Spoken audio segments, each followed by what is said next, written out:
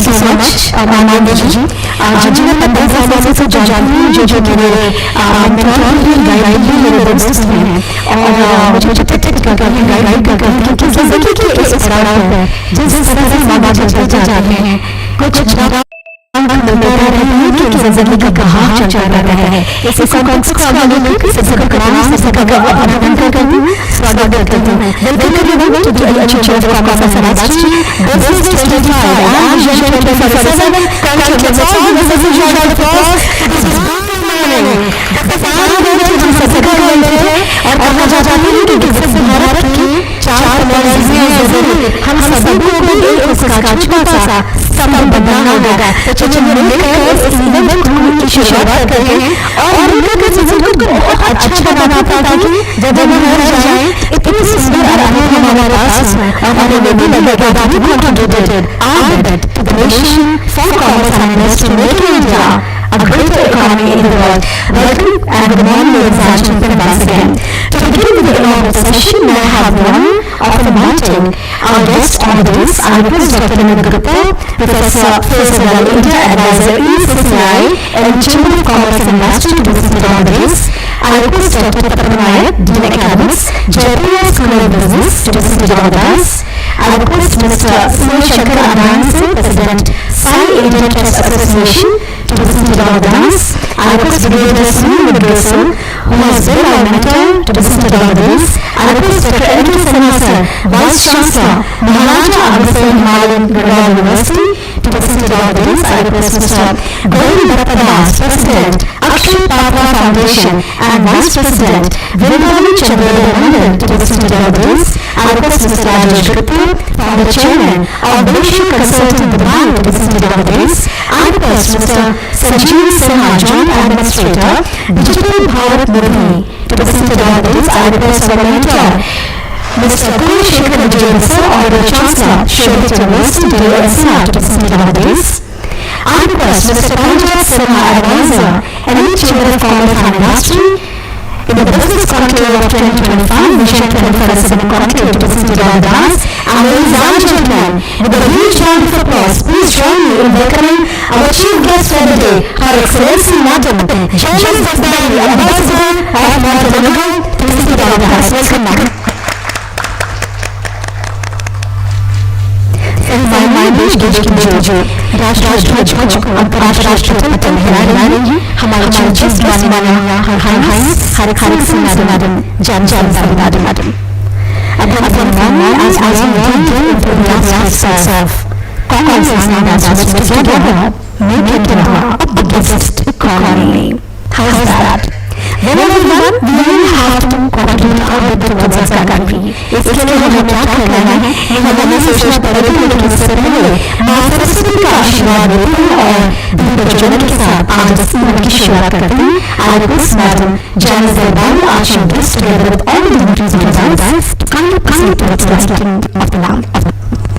दीपप्रज्वलन के साथ हमारे देश में सारी इवेंट्स की शुरुआत की जाती है.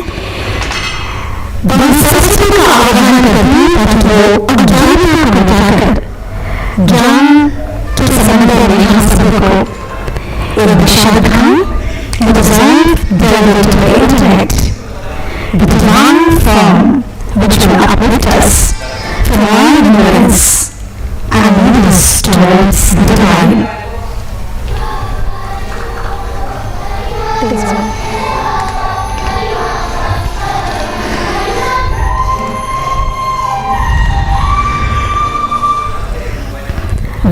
To invoke the goddess.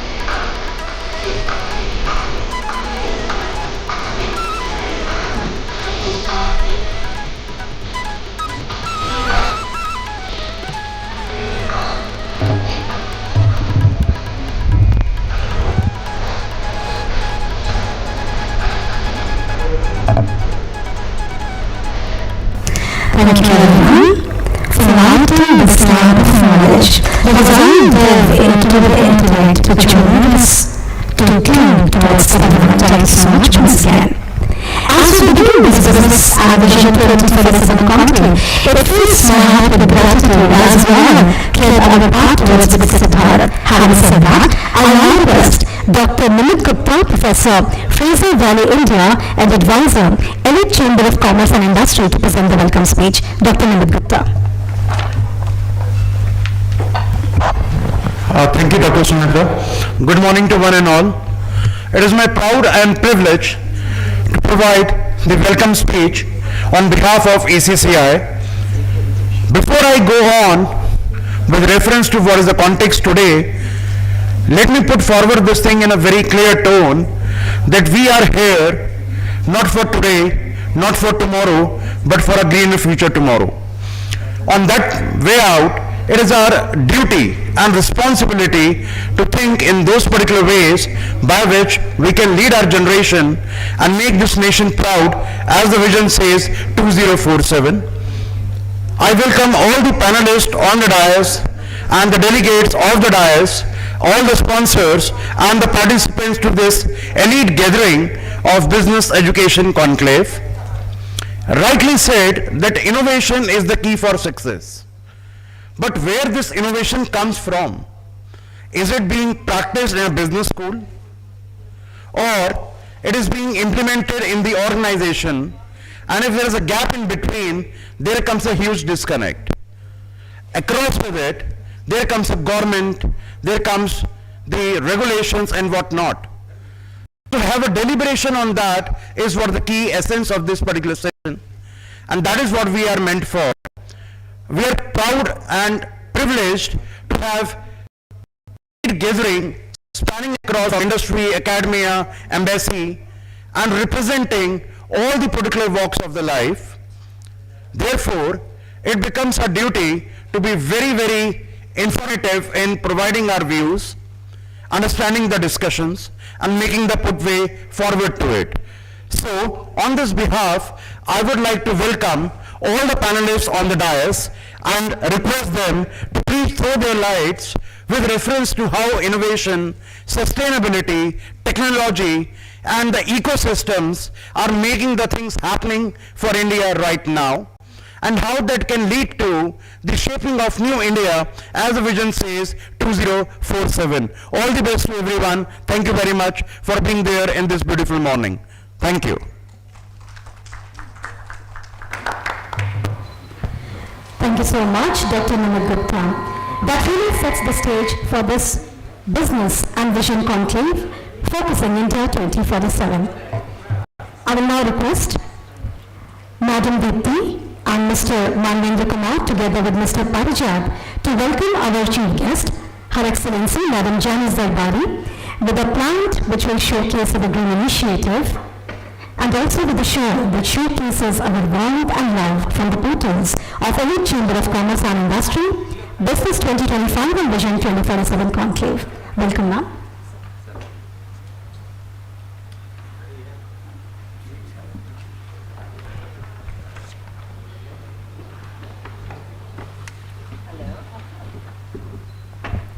Thank you, Madam Janice Darbari. Ambassador Montenegro for gracing the occasion, Ms. Deepti and Mr. Manvendra Kumar for doing the honors. Thank you, ma'am. We are so touched with your presence. I request Mr. Indian Trust Association to be seated on the dais, please. Shankar and Rani sir to be seated on the dais. I now request Manvendra ji and Mr. Parijat to welcome Dr. Papal Nayak, Dean Academics, Jaipur School of Business.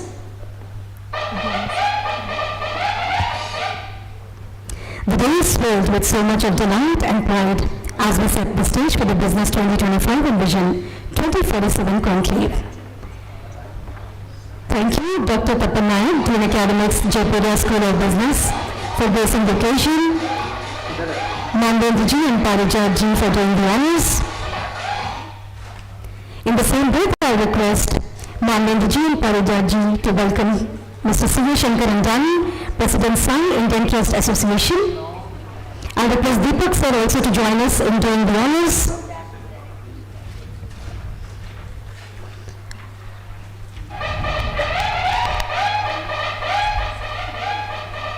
As the stage is being set for this beautiful morning, thank you.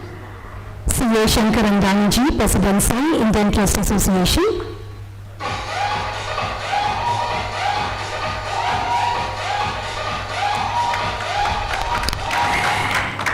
And I request Mr. Parvinder sir also to join on the stage to do the honors and felicitate Brigadier Sunil Mudgal sir.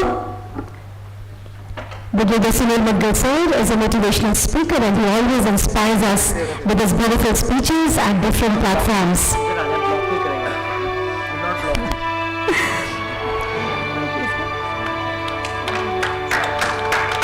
I request Mr. Sandeep Mitra to join us on the stage to felicitate our guest. In the same breath, to felicitate Professor Dr. N.K. Sinha sir, Vice Chancellor Maharaja Agrasen Himalayan Garhwal University, who has also been our mentor since so many years. Thank you, N.K. Sinha sir, for being ours. We are always touched with your presence.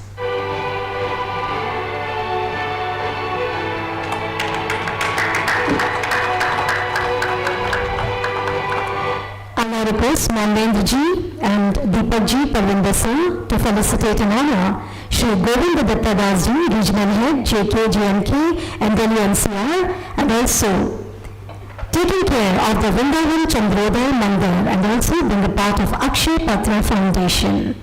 Thank you, sir. You took out time from your very busy schedule for making it to this conclave. We are so touched with your presence. And I request Parvinder ji and Mandendra ji to felicitate and honor Mr. Rajesh Gupta, founder chairman of Bayshore Consulting, Dubai.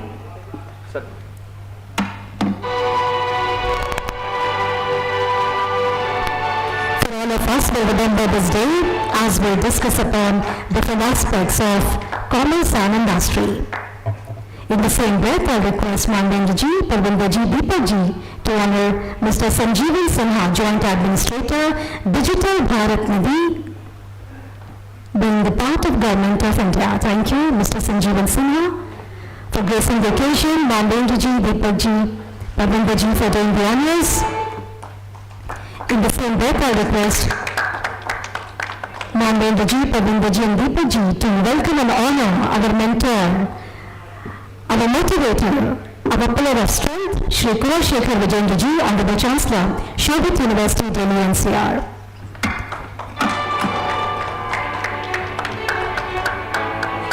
Sir is a source of inspiration for all of us, and I think I have grown under the shadows and wings of Kumar Shekhar Vijayendra sir, who has inspired and motivated us since so long. Thank you, sir.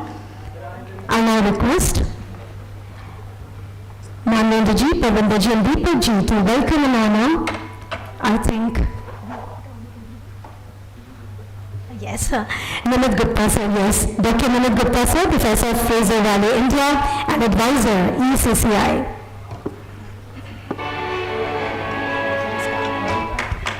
Let us have a round of applause for all these felicitations. It is all so beautiful and also so powerful in its meaning, and do you know that we remember once a stage is set, the stage is beautiful. जो बात stage से कही जाती है वो सुनी और समझी जाती है. Exactly. And with that, as we set the stage for delving on commerce and industry, let me reassure that India, through its renewable energy, is moving ahead in terms of commerce and industry. With that, I request Dr. Tapan Nayak, Dean Academics, Jayapur School of Business, to present his address. Dr. Tapan Nayak.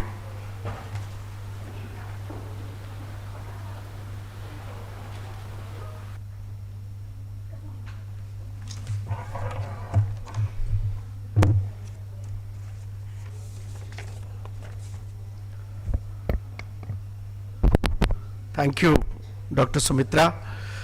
Good morning, everyone. Friends, there are two dangerous positions, in fact. When you start, the position number 1, and when you end, the last position. The onus lies how to engage. The challenges are there. But I take it very positively, wholeheartedly to start with.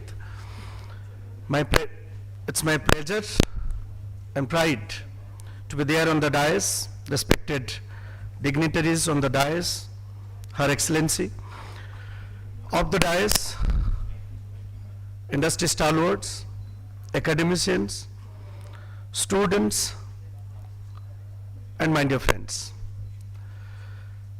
I feel privileged, delighted, of course elated at this elite chamber of commerce and industry platform, where the kudos goes to Manmanji for making this happen on this very beautiful Thursday morning. I could see that even though it is a working day, Thursday morning, people are here to discuss, ponder upon very, very important points which are being there laid on. It's both an honor and privilege for me to address all of you on this very, very pertinent topic. I call it a trialix, where we talk about innovations, ecosystems, the collaboration between academia, industry, and the government. And when I start this particular session, the onus lies on me to set the context. I know powerful people behind me to talk on this. I may be a little one to start with, but with my over 22 years of experience, what I have observed, what I felt, what I have seen, what is happening into the academics, to the collaborations, and to the expectation settings of this trihelix ecosystem. It is not just timely, my dear friends, it is essential. It is need of the time, need of the art. It speaks to the very heart of how we'll shape the future education, future leaders, future enterprise, future education, and society at large. My dear friends, together we all need to participate, discuss, and find out the solution so far as the trialix is concerned, so far as the collaboration is concerned, to take the education and industry collaboration to a new level. Now there are few very, very important points when we talk about the trialix, which very briefly I'll let you know before I leave this dais. Now when we talk about innovation, that Nimitji was talking about in his welcome speech, that innovation is the key words today when we talk about the growth of education, the growth of industry education collaboration. And innovation is not, it cannot be taken in silos, my dear friends. We live in an era which has been defined by volatility, uncertainty, complexity, and ambiguity, which we call it VUCA. And now this VUCA has been turned out to, Bani, we call it today, right? BANI, brittle, ambiguous, non-comprehensive, and I just forgot.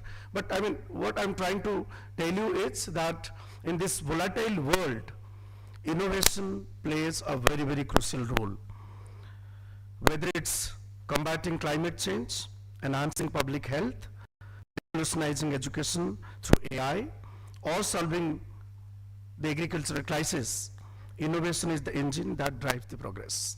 Innovation is the key word which drives the progress of the nation.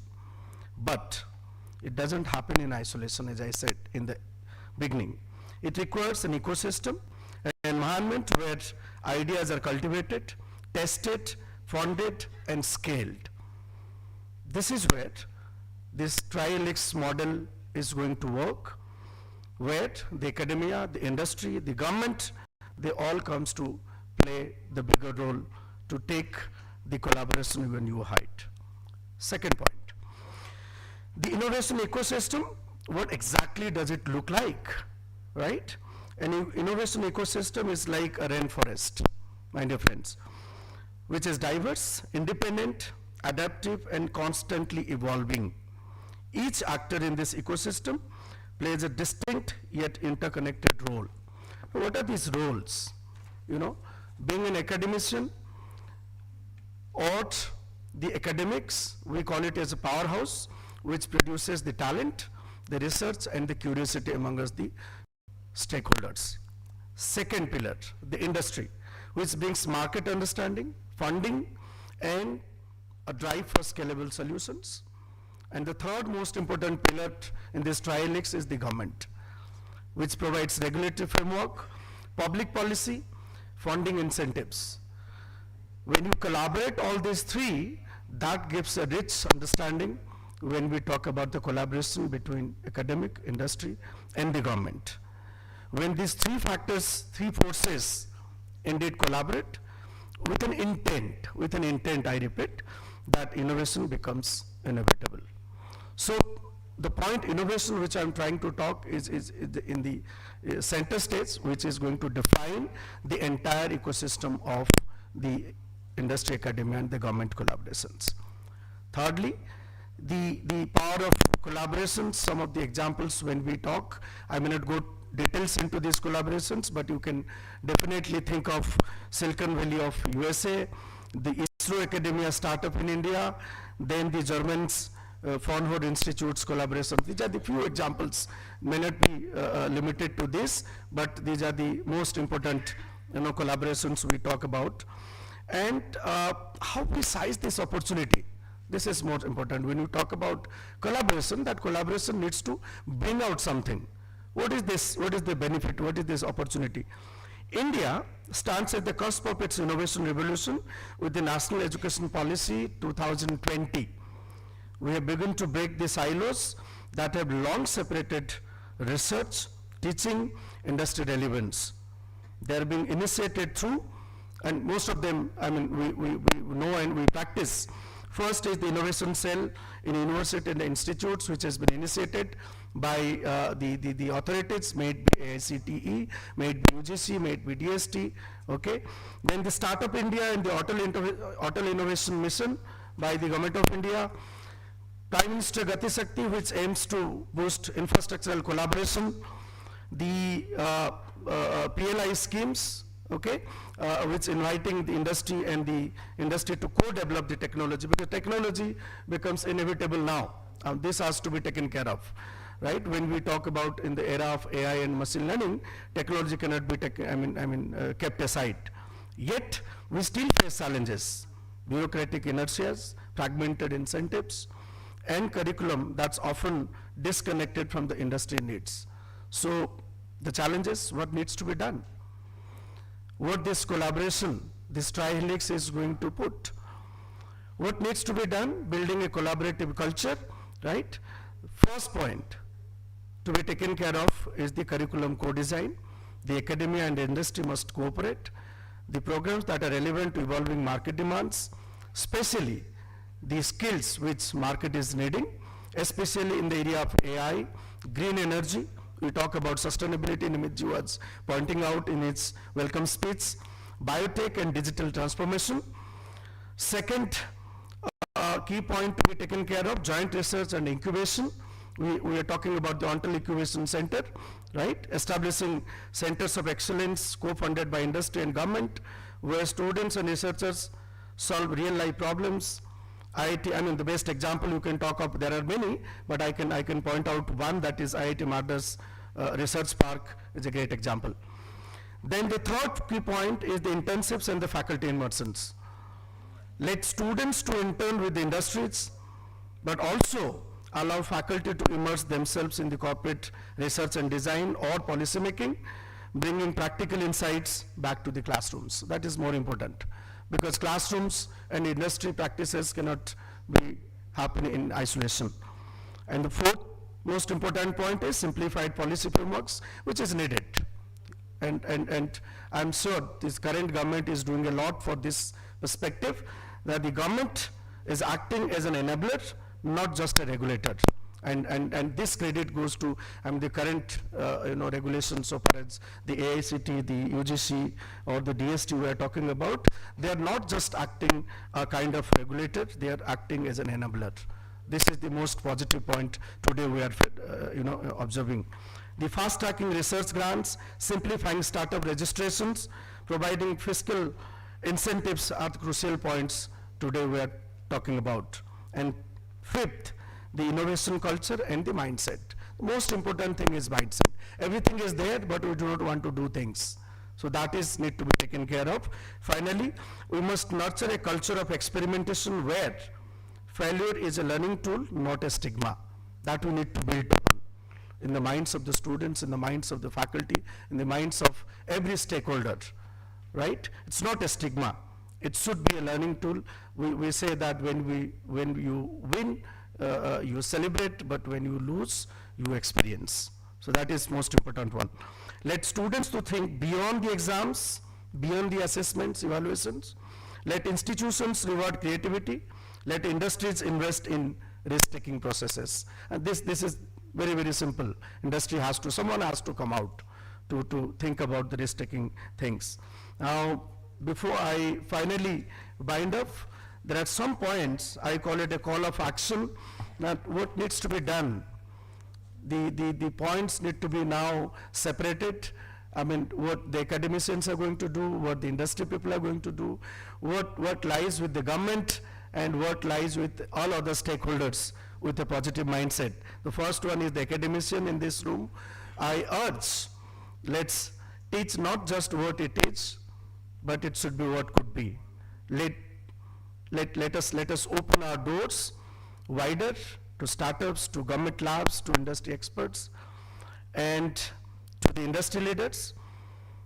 Please invest in youth, collaborate with campuses, mentor the students, entrepreneurs, and support blue sky research. 10 years back, if I go back, 10 years, 15 years down the line, I could not even think about it, that the industry people will come to institute and mentor few students and handhold few students, those who have mind, then they will take it and take it to the newer height. Now today it is happening. When you approach the industry people, I know, how difficult it is for them. They do not have much time, but still they have that mindset to come out and handhold and mentor the students, which is a positive sign, let me tell you. And kudos to the big applause to the industry people sitting in this particular hall. Now, to the government representatives, please continue to be the glue that holds the first two stakeholders very, very tight, okay? And provide the platforms, the policies, the pilot opportunities for collaborating a greater innovation, a better innovation, and an effective innovation. And finally, to the stakeholders, the last part of the stakeholders, we call it the students, right? The heart of the ecosystem, don't wait for the opportunities, create it. You are the innovators, founders, scientists, and leaders of tomorrow, leaders of the future.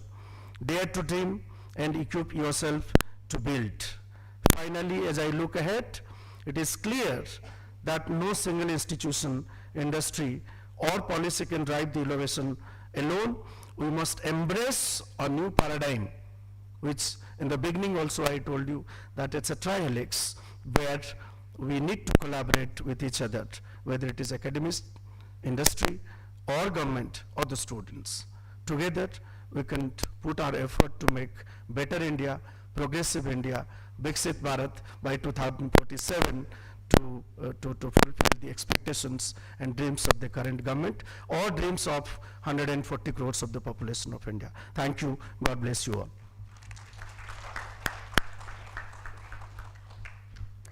Thank you so much, Dr. Tapan Naik, sir. Dean Academics, Jaipur School of Business. Sir has beautifully maneuvered his lecture towards the VUCA world. How many of us really know about the VUCA world? I think almost all of us academicians know about it.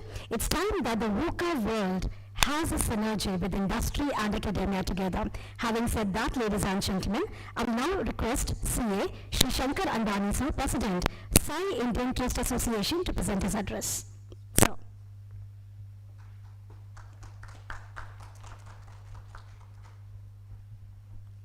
Good morning all, respected guys, Josie madam, all the dignitaries and my friends. Today, very thankful to ECCI, Elite Chamber of Commerce, and Manvendra ji, Joshi ji, they have called in such a wonderful program which is a networking of industries and other education societies. Okay, but we can see one part of the business is NGOs, societies, trust. If your education society, you must have registered with your trust, maybe in any act, depend upon the country, but these field, this education trust field or whatever you say, trust NGO field is backward. It is not growing so much. So why they are not growing? They are the association of people. They are not a businessman. They connect with different people jointly to do something social work. Social work include education, maybe poverty, child. Last 2 years we have the problem in all India, that's the corona problem, and all the different people of societies, they have work for the social work for different problems in the corona, oxygen problem, hospital problem. These are the social societies. There's NGO trust. They are working for the people, general people, or poor people, a village. They must be developed. They must develop. How they will develop? They require the funds. They require the funds in the form of that what is compulsory made by the government of India, that is called CSR, corporate social responsibility. Each and every company in India which are registered in India having a turnover of profit more than 5 crore, they have to contribute to the society of their profit at least 2%. Compulsory you have to contribute to the society for development of poor people, for development of nation, for developed country, and that is the aim of our Prime Minister, Shri Narendra Modi ji, that each and every person must develop. They have last 2 years they have introduced one concept, there is a toilet. In a village area there is no toilet facilities, so they have started have toilet facilities, and that how they are unsuccessful. This is successful only by our industries people. The industries have given the funds, different large funds to the this PM Care Fund, and from that these in each and every village the government has made successful the toilet facility to the village people. This is a compulsory, this is a requirement of each and every person, necessity, but there are n number of requirement of people, of general people, of poor people. They require to grow, they require the education, they require the good environment, they require the good roads, they require different facilities in the village area, not in the village area, but in our cities also. We can see in the Delhi also, there are n number of problems, oxygen problem is there. Now in the world, globalization, due to globalization, we have the problem of temperature. This how we can solve it? These are solved only by the networking between our industries and NGOs. Myself, I am Chartered Accountant Shankar Andani. I am having my company that is called ECCI, Indian Trust Association. We have short form SITA. This is an association of all the NGOs in India level. We are making a partnership with the industries and NGOs and providing funds to these NGOs and developing these NGOs in the rural area, in the village area, giving good education, giving whatever facilities the people really require. We are making a project report for these well and submitting to industries. On behalf of this stage, I request all the industries to provide maximum funds of your profit to NGOs so that they can develop and that can work. It is not necessary you have to give the money. You can watch, you can have your own program run by these NGOs. NGOs are ready to work, but industries have to provide funds out of their profits only. That's the main theme of our Sita Trust, to develop the country. Just as I say, in 2047, India must develop. India will develop in the industry level, India will develop in the business level, but in the rural level, in the local level, here to develop only and only by the people and our industries networking and association. So I request all of you to do something for the NGOs also. Thank you for calling me. Thank you very much. Good day.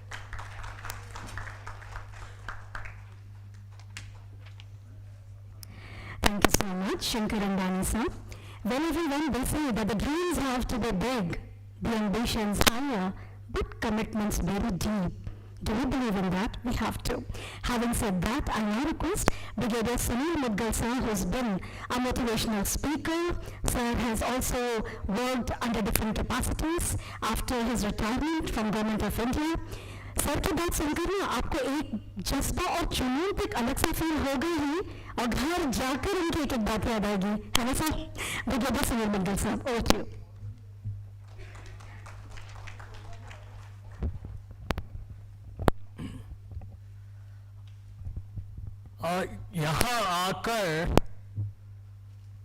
यहाँ आने से पहले मैं कमज़ोर पाता हूँ, यहाँ आकर मैं कुछ और पाता हूँ. That is the magical power of being in the company of educationists and the people, the learned people from the industry. Thank you very much for your great company, sir, and blessing me. I just read the topic, I was not aware, so let me impromptu talk about that. When we talk about innovation, it is nothing new. Generations after generations, the whole generations have innovated, and we are not going to stand still at this present generation. It's going to be in future also we are going to innovate. Innovative is a mindset. Many things have been said, you know. Necessity is the mother of inventions and stuff like that. It is a mindset. Since I go to the, I am from army background, so we have a different way of, I have an education background, IIT BHU also. I gone into Indian Army, spent 32 years with them. We have a different way of training people. So for every, when you look at you're developing a personality of a person, you want to develop people to be innovators, so there need to be some fundamental skills imbibed in them. Why? Because we are a very structured society. Innovations can take place in the unstructured, without any educational background also. But we have a structured society, so some skills have to be imbibed into them. When we become soldiers, academics is a very small part. Many skills are imbibed, and those skills we carry out and use them in our personality. Let's say one skill I share. A lot of people in the corporate also, ask me how the discipline is imbibed in a soldier. Like when we go on a training in Indian Military Academy as cadets, we are given small, simple-looking cycles. You may be anybody's son or daughter. You are not supposed to carry your own stuff. You are issued one cycle. And whenever you go from one place to another, which is the distance is almost in miles, 1 kilometer, 2 and 3 and 5, in a day you go around 7, 8, 10, 15 kilometers to attend different classes and different kind of training. And you got to move on the cycles. And you are not permitted to go on the cycle alone. You got to be in a squad. Unless there are 4 people, you cannot pedal the cycle. If you're left alone, you got to carry the cycle on your shoulder or hold the cycle and run with the cycle to the next venue. So compulsorily, you always look for someone else so that you have a company and it's comfortable for you to move from one place to another. So, for everything, when you develop a personality or a person in a structured society, there has to be many skills which have to be imbibed. Our education system is great. But the kind of knowledge what we are getting at, why I'm saying, very learned people are here. For last about after retirement, I retired in 2008 October, 9 onwards, almost 15, 16 years, I must have conducted about 1,500 sessions in corporate as well, educational universities and colleges, and mostly in the corporate. One of the finest clients I have in the country, and on a weekly basis I have 1 or 2 sessions around. I feel very sad when they invite me to conduct a session on something like collaboration, taking challenges. The participants are 15 to 20 years of seniority in the corporate, and we're still telling them how to take the challenge. I'm very happy because I've been paid for that. I enjoy doing that. That's my job. I really love my job. But look at the other side of the carpet. How come a person need to learn how to take challenges in life? How a person need to learn that how to manage time, how to manage stresses, and many such things. The mindset, the word used for mindset for that.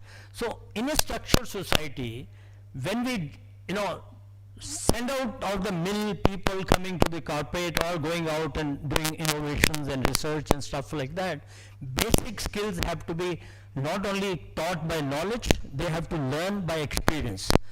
So Our curriculum, time to time, it has been changed many ways and always is updating and improving and stuff like that. What I feel is still not up to the mark. If there's a 2 years curriculum, every 3 years is a knowledge impartation, another 3 year, every 3 months there's a knowledge imparting the knowledge to the students, another 3 months the student is supposed to work on experiential, on projects or something else. There's no classroom teaching should be there. Come back, present your projects, again 3 months teaching and give them some projects and go back. Ultimately, what are being taught in the colleges, the students goes back and even after 15 years in the corporate, they still wants to learn the same thing. They only learn some few models and stuff like that. So my take on the innovation is, the skills, the mindset has to be prepared right from the beginning when they come out of the colleges and universities, from the training institutions, and go to the corporate where actually you're going to be doing some structured research or innovations in the industry. So that is what I can say. I can just close it by saying that, what we can imbibe in the children, and the students when we do it, I always say it with a small liner, khud se wada, mehnat zyada, mazboot irada. You got to tell them how to believe self-belief, how to imbibe the value of self-belief, imbibe the value of hard work, which they are very shy of doing it, and determination. That is why where they learn the challenges, how to take the challenges in life. With this, thank you very much, being a very learned audience. Thank you. God bless. देवियर सज्जनों कहते हैं, बुरा वक्त गुजरता नहीं, पर बात यह है कि वक्त चाहे जैसा भी हो गुजर ही जाता है. What matters is that time is a sense. Do we really value that time? When it comes to commerce and industry, what matters is time, together with hard work, dedication and diligence. Having said that, today we have one person on the dais who has been the youngest IAS officer in the country, a civil servant of the batch of the year 1994. Political science के professor भी रहे हैं. ऐसे हमारे Shri Sanjeevan Sinha ji, joint administrator digital Bharat Modi government of India. I now request you, respected sir, to please present your address and also motivate all of us regarding the global politics that has been there and what motivated you from the year 1994 till the year 2025, paving the way towards Viksit Bharat. We all are interested. Over to you, respected sir.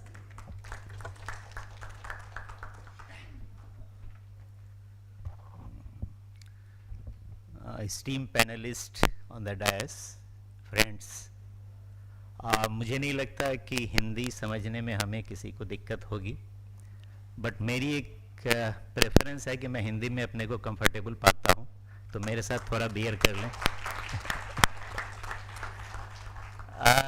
इस session में innovation और business, education, academia का collaboration का session है. मैं अपने खुद को समझने के लिए कुछ बातें कहूँगा. उसके पहले मैं एक क्लेरिफाई कर दूँ, I am not an IAS officer, I am an allied service officer. I belong to 1994 batch. मेरे सर्विस का नाम PNT फाइनेंस अकाउंट सर्विस है. अभी मैं संचार भवन में डिपार्टमेंट ऑफ टेलीकॉम में एक अटैच्ड विंग है जो कि एक फंड को मैनेज करता है जिसे डिजिटल भारत निधि कहते हैं. शायद ये पॉपुलरली पहले जाना जाता था यूनिवर्सल सर्विस ऑब्लिगेशन फंड. उसमें मैं जॉइंट एडमिनिस्ट्रेटर हूँ. It is headed by an administrator. I am joint administrator there. तो मैं वापस आता हूँ टॉपिक पे. इनोवेशन किसे कहते हैं? अगर सपोज कीजिए कि मुझे कल ऐसा लगा कि इस कमरे के बाहर एक घोस्ट है या भगवान वहाँ खड़े हैं, क्या यह इनोवेशन कहलाएगा? मुझे नहीं लगता कि हम कोई सहमत होंगे इनोवेशन है. इनोवेशन को साइंस से जुड़ा होना जरूरी है. Innovation has to be related with scientific knowledge. अब साइंटिफिक नॉलेज क्या है? साइंटिफिक नॉलेज वही नॉलेज है जिसे हम अपने किसी भी सेंसुअल ऑर्गन से जो हम कम्युनिकेट कर सकें, फील कर सकें. मतलब अगर मेरा कोई बिलीफ है, वो नॉलेज नहीं हो सकता, वो इनोवेशन नहीं हो सकता. तो मैं एक कॉशन के रूप में कहना चाहता हूं कि अगर किसी भी अरेंजमेंट को या तो हम इकोसिस्टम बनाने की बात करें या किसी टेक्नोलॉजिकल इनोवेशन की बात करें, तो अपने आप के लिए कॉशन हम सभी को होना चाहिए कि it should be the scientific basis. और जस्ट एक कॉशन के रूप में मैंने कहा, हम सभी इसी रूप में जानते भी हैं और आगे ऐसा प्रयास भी करते हैं। Now coming to the ecosystem, education का इकोसिस्टम, जिस समय हम लोग भी स्टूडेंट थे और अभी भी स्टूडेंट रहने की कोशिश करते हैं, हमारे इकोसिस्टम में बहुत सारे ऐसी भी अवस्था से हम गुजरे हैं जब नॉलेज देने वाला और नॉलेज प्राप्त करने वाला में एक डिस्टिंक्शन होता था। Not only physical, may be social, may be other barriers, economical barriers भी होते थे। Due to digital intervention all these barriers are being broken up.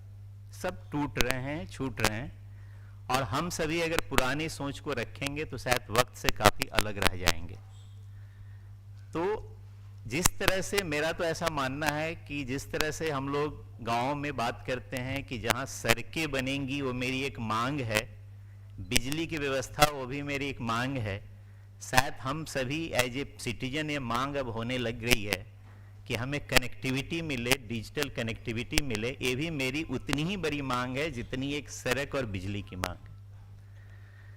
तो इस इकोसिस्टम में हमें एजुकेशन के संदर्भ में क्या व्यवस्था होनी चाहिए और एज ए बिजनेस मेरी क्या अपॉर्चुनिटी बनती है या मेरा क्या रिस्पॉन्सिबिलिटी होता है, मैं इन्हीं 2-3 बातों को मैं कहना चाहूँगा। एजुकेशन को अगर मार्केट एंगल से देखा जाए कि एजुकेशन का एक ऐसा मार्केट है आज के डेट में जो सब्सक्रिप्शन मॉडल पे चलता है। सब्सक्रिप्शन मॉडल उसे कहते हैं कि मुझे एक सर्विस लेनी है, वो सर्विस मुझे अच्छा लगा, मैंने उसके सब्सक्राइब कर लिया। अब मैं जब सब्सक्राइब कर लिया तो मेरी दुविधा होती है कि मैं अंदर से चाहता हूं वो सब्सक्रिप्शन मेरा सफल हो, अच्छा हो, वो अच्छा एजुकेशन सर्विस प्रोवाइडर हो, लेकिन मैं उसे छोड़ नहीं सकता, छोड़ने के कॉस्ट है। रियल मार्केट वो मार्केट होता है जिसमें कंज्यूमर को ऑप्शन मिलता है, कंज्यूमर को चॉइस मिलता है। प्रोबेबली मैं इस एजुकेशन फोरम पे बोलना चाह रहा हूँ विद प्रॉपर कॉशन, और मैं अपनी समझ से बोल रहा हूँ, हमारा एजुकेशन मार्केट इस तरह से अभी तक ग्रो नहीं कर पाया है जो हम कंज्यूमर को यानी स्टूडेंट को या जो हम जिसको हम सर्व कर रहे हैं उसे प्रॉपर ऑप्शन दें। जैसे मैं इसको दूसरे फोरम पे कभी बोला था कि मैं फिजिक्स का एक चैप्टर समझना चाहता हूं, मुझे पता है एक सर्विस प्रोवाइडर जो एजुकेशन सर्विस प्रोवाइड करता है उसको वो चैप्टर बहुत अच्छा से पढ़ाता है, बट मेरे पास वो छोटा सा टिकट नहीं है। जैसे हम मोबाइल क्षेत्र में समझते हैं कि मुझे अगर 10 MB का इंटरनेट चाहिए तो as a student, as a user मैं सर्टेन रुपीज खर्च करके वो मैं इंटरनेट प्राप्त कर सकता हूं। मेरी आशा, मेरी अपेक्षा ऐसी है इस इकोसिस्टम से कि एक वक्त ऐसा आए जब हमें एजुकेशन प्राप्त करने वाले को, एस्पिरेंट्स को अपने चॉइस से अपने कंटेंट को सेलेक्ट करने का, परचेज करने का और यूज करने का हक हो। संभवतः अभी ऐसा नहीं है, मेरी आशा है होनी चाहिए और मेरा ऐसा विश्वास है, कुछ वक्त लगेगा लेकिन ऐसा मार्केट जरूर डेवलप होगा जब कंज्यूमर को चॉइस होगा कि कंटेंट को अपनी आवश्यकता के अनुसार, अपनी क्षमता के अनुसार वो खरीद सके और यूज कर सके। तो ये मेरा एक एस्पिरेशन है, आप सभी से अनुरोध है। अब इसको थोड़ा सा हम देखते हैं कि यह जो एस्पिरेशन है बिजनेस मॉडल में कहाँ फिट करता है या नहीं फिट करता है। बिजनेस मॉडल में क्या होता है कि जो रिस्क फैक्टर होता है इन्वेस्टमेंट का, वो एक बहुत बड़ा कारण है आदमी को सब्सक्रिप्शन मॉडल को बनाने का।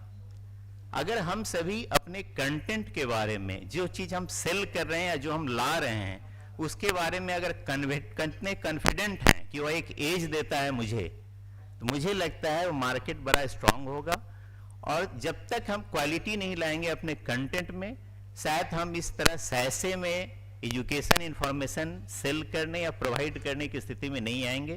तो ये सारे जो इस इकोसिस्टम में जो एजुकेशन सर्विस प्रोवाइड कर रहे हैं लोग, वो सभी के लिए एक बहुत बड़ा चैलेंज है, एक टारगेट है जहां पहुंचना है कि कैसे हम उस कंटेंट के क्वालिटी को ला पाएं जो कंज्यूमर को अट्रैक्ट करे, कंज्यूमर को जुड़ने के लिए प्रेरित करे, सब्सक्रिप्शन मॉडल से मार्केट मॉडल की ओर जाए।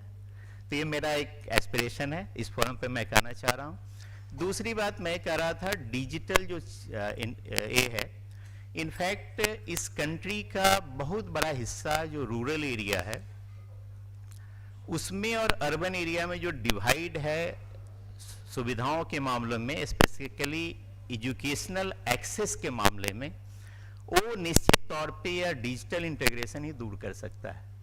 तो हम सभी को classroom teaching, face to face teaching को किस हद तक डिजिटल इंटरवेंशन से near equal to face teaching बना सकें अपने डिस्टेंस लर्निंग को, एक दूसरा चैलेंज है। एक चैलेंज इंफ्रा के प्रोवाइड करने का है कि कैसे हम लास्ट माइल तक पहुंच पाएं प्रॉपर बैंडविड्थ के साथ, इंटरनेट के साथ।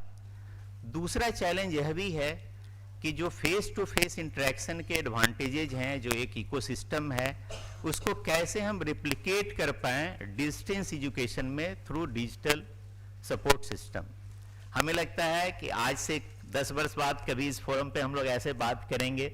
मेरी ये आशा है कि ये दोनों क्षेत्रों में डिजिटल कंटेंट और सब्सक्रिप्शन से मार्केट मॉडल की ओर जाने में हम अच्छी प्रगति कर चुके होंगे और face to face reading and teaching को रिप्लिकेट कर पाएं शायद डिजिटल में। मेरी ये कामना है।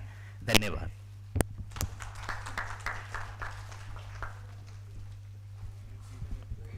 Thank you so much, Mr. Sanjeev Sinha. Sanjeevan Sinha ji, Joint Administrator, Digital Bharat Nidhi. Thank you so much for presenting a sustainable model developing into a market model for education. विद्या किसी भी रूप में बंधनों से हमें मुक्त करती है. Thank you so much, sir, for gracing the occasion. I now request Mr. Manvendra Kumar and Deepak ji to felicitate and honor Mr. Sanjeevan Sinha ji, Joint Administrator, Digital Bharat Nidhi. हाँ जी. Thank you, sir, for presenting us a brief view about how education and industry should collaborate and bring out a model which will together lead us and develop. 10 साल बाद भी हम इन बातों को याद रखेंगे. Thank you, sir.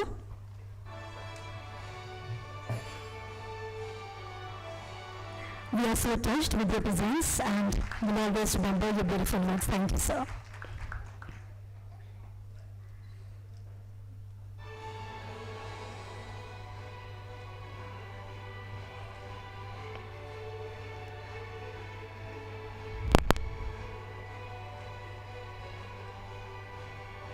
Thank you, everyone. I'll now request Mr. Rajesh Gupta, founder chairman of Bayshore Consulting Dubai, to present his address. Also, Bayshore Consulting is in Dubai, UAE, Canada, America, and India. We can see one of the stores right in front of us. So, without any further ado, I'll request Mr. Rajesh Gupta, sir, to present his address.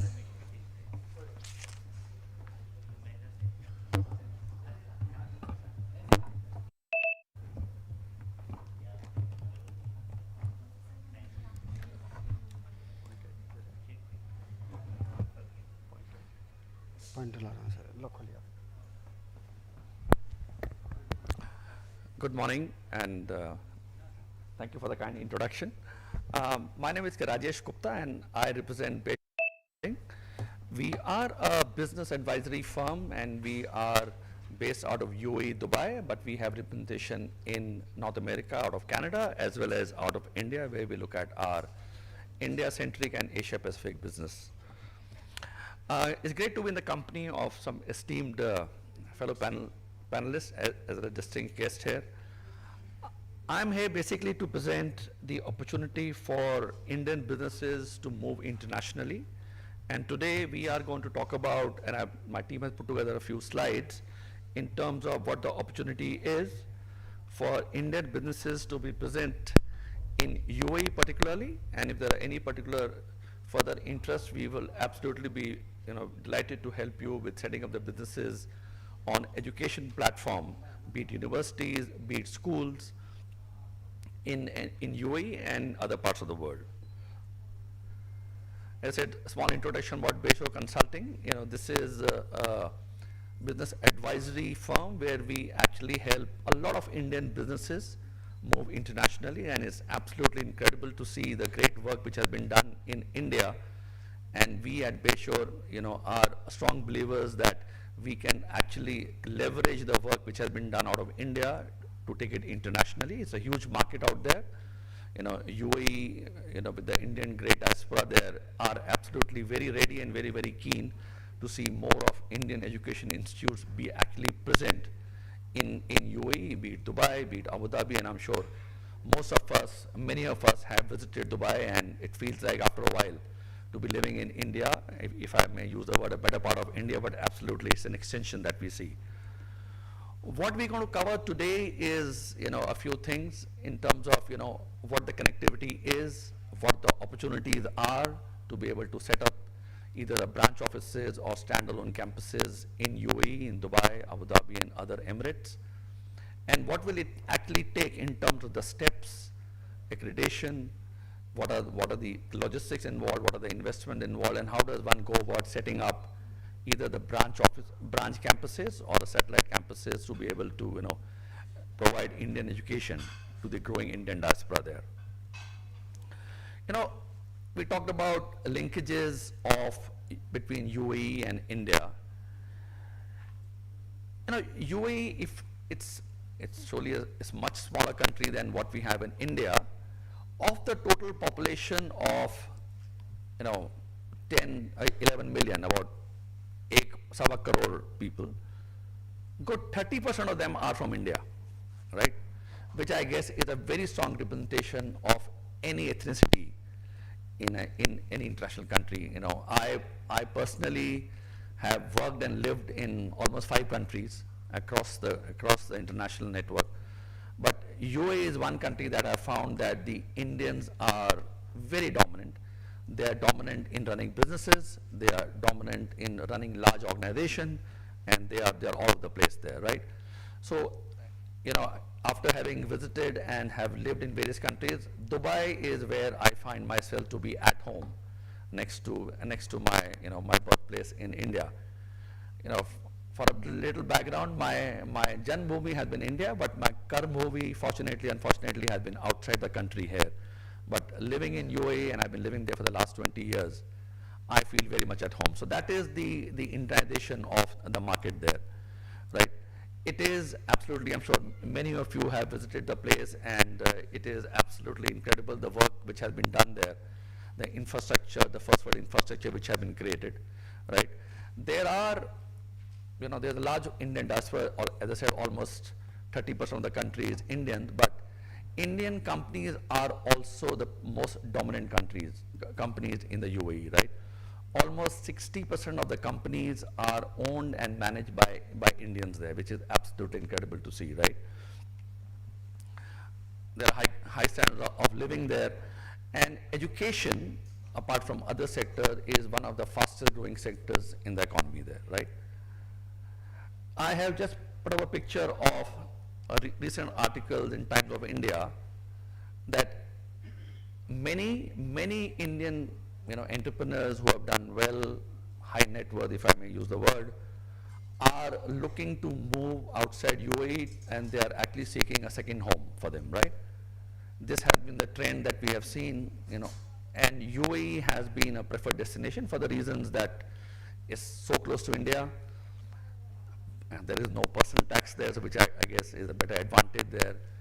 It is very Indianized in terms of the community, in terms of the facilities that you get there. So UAE, Dubai, Abu Dhabi, Sharjah, these are the words I'm sure many of you would have heard, but it's a very desirable place for many Indians to be, calling it a second home, right?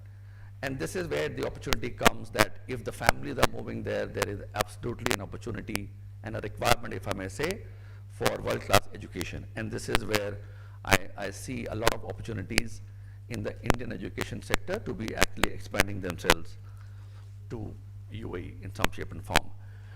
UAE, I'm sure, as we spoke earlier, is split into 7 emirates, 7 states, if that's people have to understand.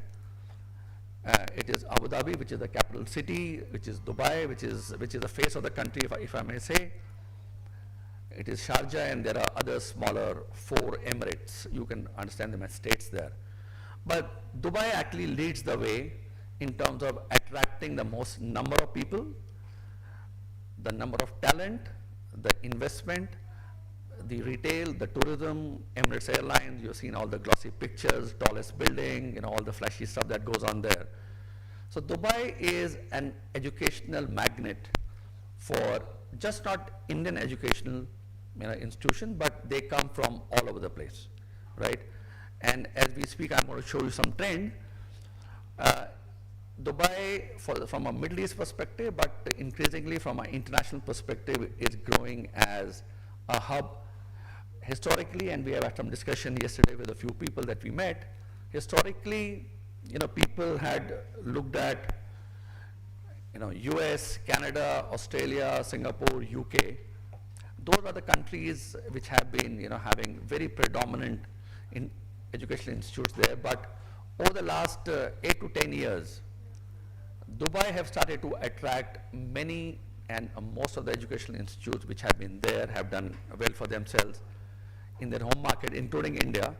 But Dubai is now emerging as yet another educational hub, and especially for the market like India, given that the proximity and relatively low cost compared to what the children will pay in North America or Australia or in the UK, Dubai is having its competitive advantage there.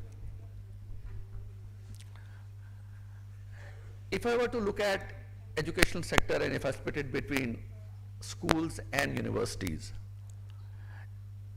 in UAE, across the 7 states, there are already close to 112 and they are growing Indian schools which are already operating. There are close to 350,000 students which have been enrolled there, right? And as I mentioned in the graph, as you see, Dubai, the number is the highest, followed by Abu Dhabi, Sharjah, and there are others here, right? But what is more interesting to see is the graph. This is the graph if I had plotted back many years. So see the positive growth trajectory of the sheer number of Indian educational institutes which have been set up there. This includes colleges and schools. And as we speak, and this is the discussion that we had, that there is a opportunity or a gap of 100 more schools in UAE itself today, right?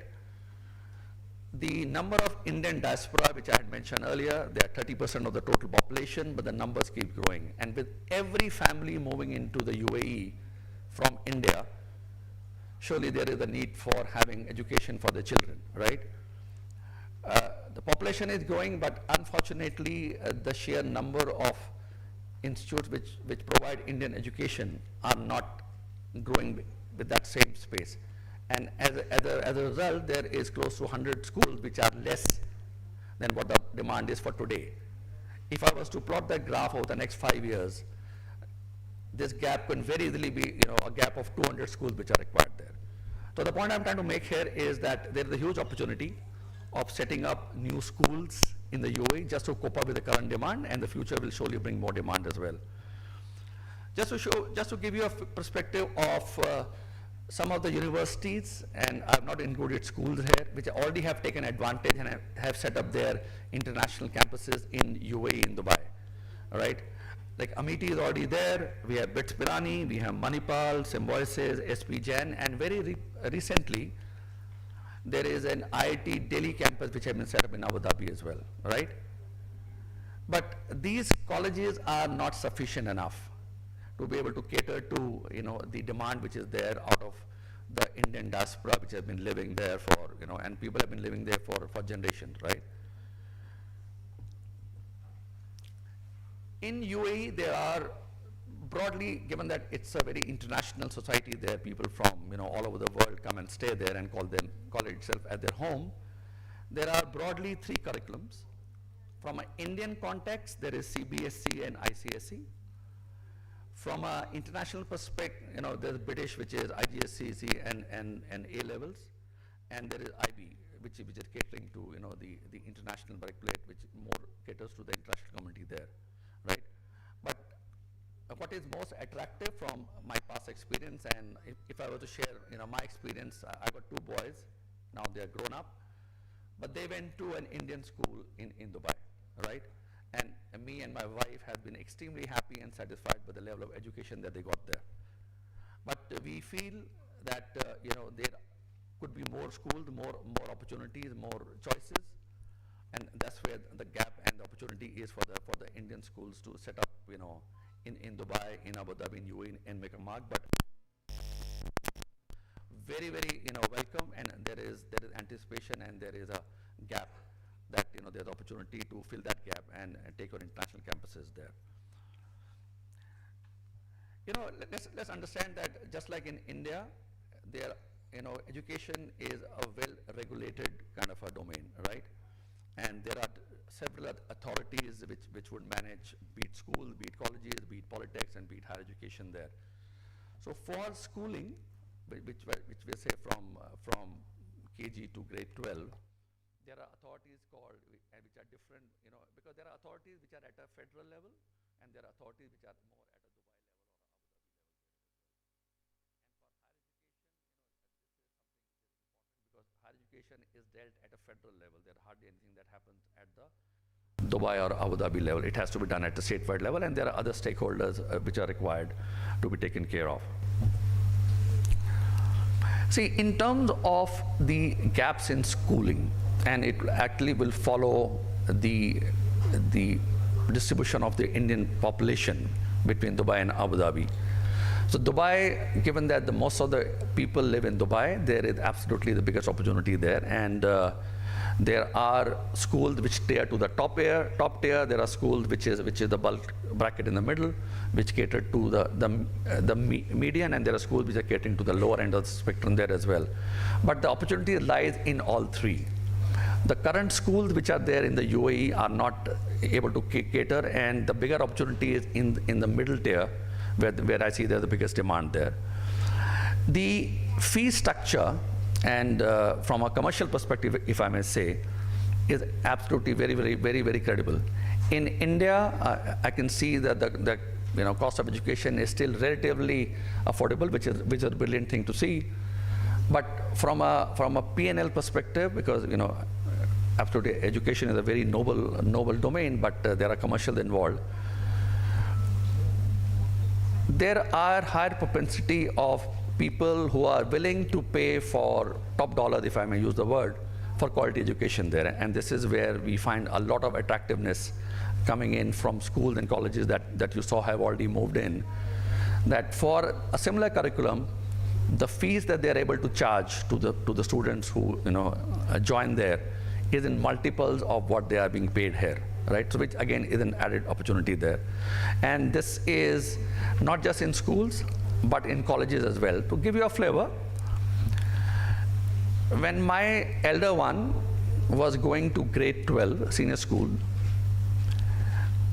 what I was paying for their education, if I was to convert it into Indian rupees, was very close to 28 to 35 lakh rupees per annum, right? Fair, it was one of the top Indian schools there. There are cheaper options available there as well. But this is the kind of a fee structure which is predominant there. And the good part is for the people who run large institutes here, that the population, the parents which are there in the UAE are willing to pay the amount that I mentioned and even more, right? But what they do not have, unfortunately, are the choices, right?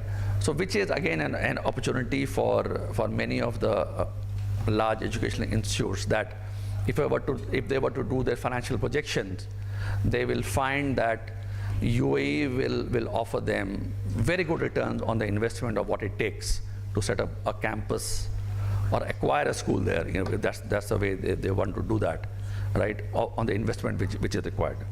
May I ask you? Yes, ma'am. Madam, it depends. It depends. If you're looking at a smaller school, it absolutely will come with less investment there.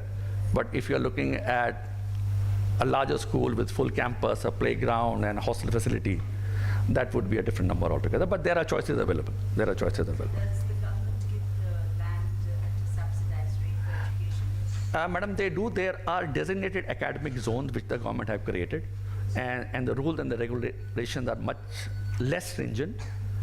And they are absolutely very flexible in providing grants and subsidies to be able to set, because this is a focus area for the government there, right? UAE, Dubai, actually, they import a lot of skills. They don't generate, they don't cultivate skills in-house, right? Yes, exactly. Yeah. Absolutely, yeah. And that's what I was thinking, how is India participating? India is participating in a large way and following the almost 30% of the diaspora there. But again, as I was mentioning earlier from the number, that there is absolutely a gap today, and it will only grow. It will only grow, and that absolutely presents an opportunity to the established schools and colleges here to be able to set up overseas campus. Would it cost, let's say, if schools were 3,000 and 4,000 students? Madam, I have a number, maybe we can take it offline, but I will surely have there's a template there, which would give an indicative number, and we can actually take it offline, yeah. Because I'm quite sure many people would like to. Absolutely, absolutely, yeah. Again, I think you just preempted the next slide, that there are two ways. So should there be any interest from an established school or a college group in India to set up, there are two options, right? One option is to actually set it up greenfield, start from scratch, take a plot of land and develop the facilities there, which surely have a different dynamics in terms of the costs and timelines. There is a faster way to be able to enter the market, which is acquiring a current school, and as I mentioned, it could be a small school that you can grow into a larger one going forward, or in case you want to go with a large investment, there are many opportunities to actually grow the school there, right? So there are two opportunities, and again, it would differ from the timelines of go-to-market as well as the investment required.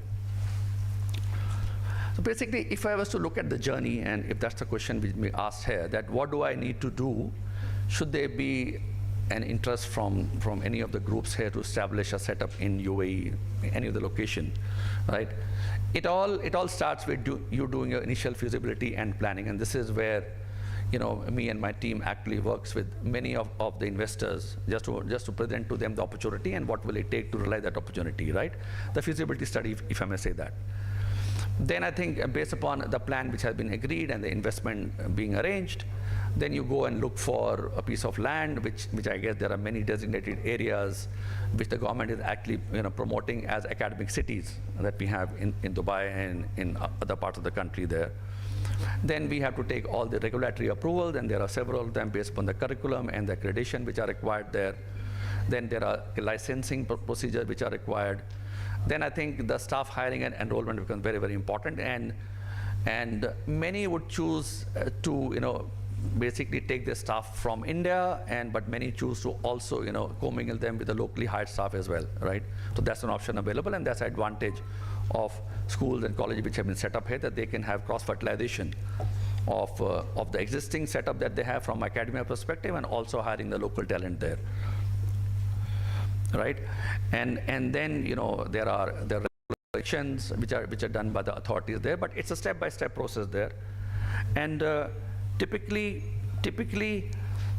what UAE authorities from a regulatory perspective they look at is they look at what your curriculum planning is, and what UAE, Dubai, Abu Dhabi, these are the bigger emirates, what they look for, and this is what we're telling from experience.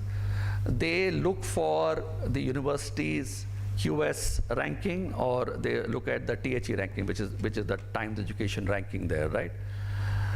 UAE, Dubai specifically, they're relatively brand conscious, and they would only want to look at, and from experience, if you are in the top 200 of the QS ranking, and this is more relevant for universities, the chances are that the approval process and the scrutiny is relatively easier.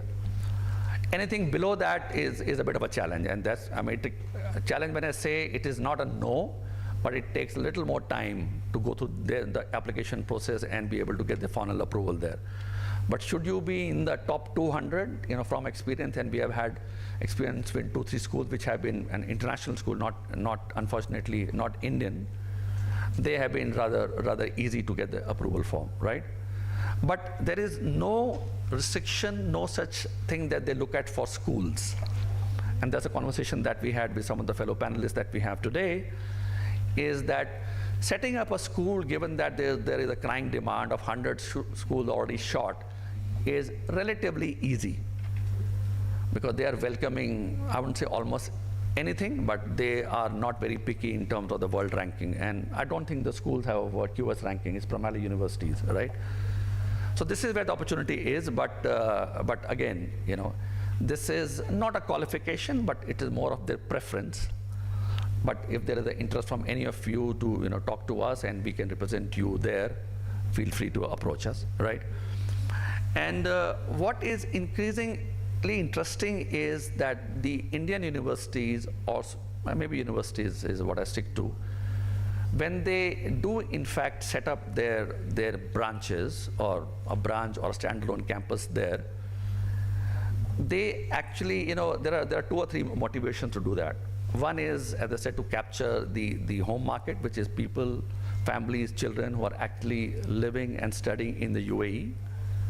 The other part is that for the Indian students who wants to have an international exposure, they have an option to, you know, do some semesters in India, some semesters in outside India, and this is being used in many of the institutes that we know.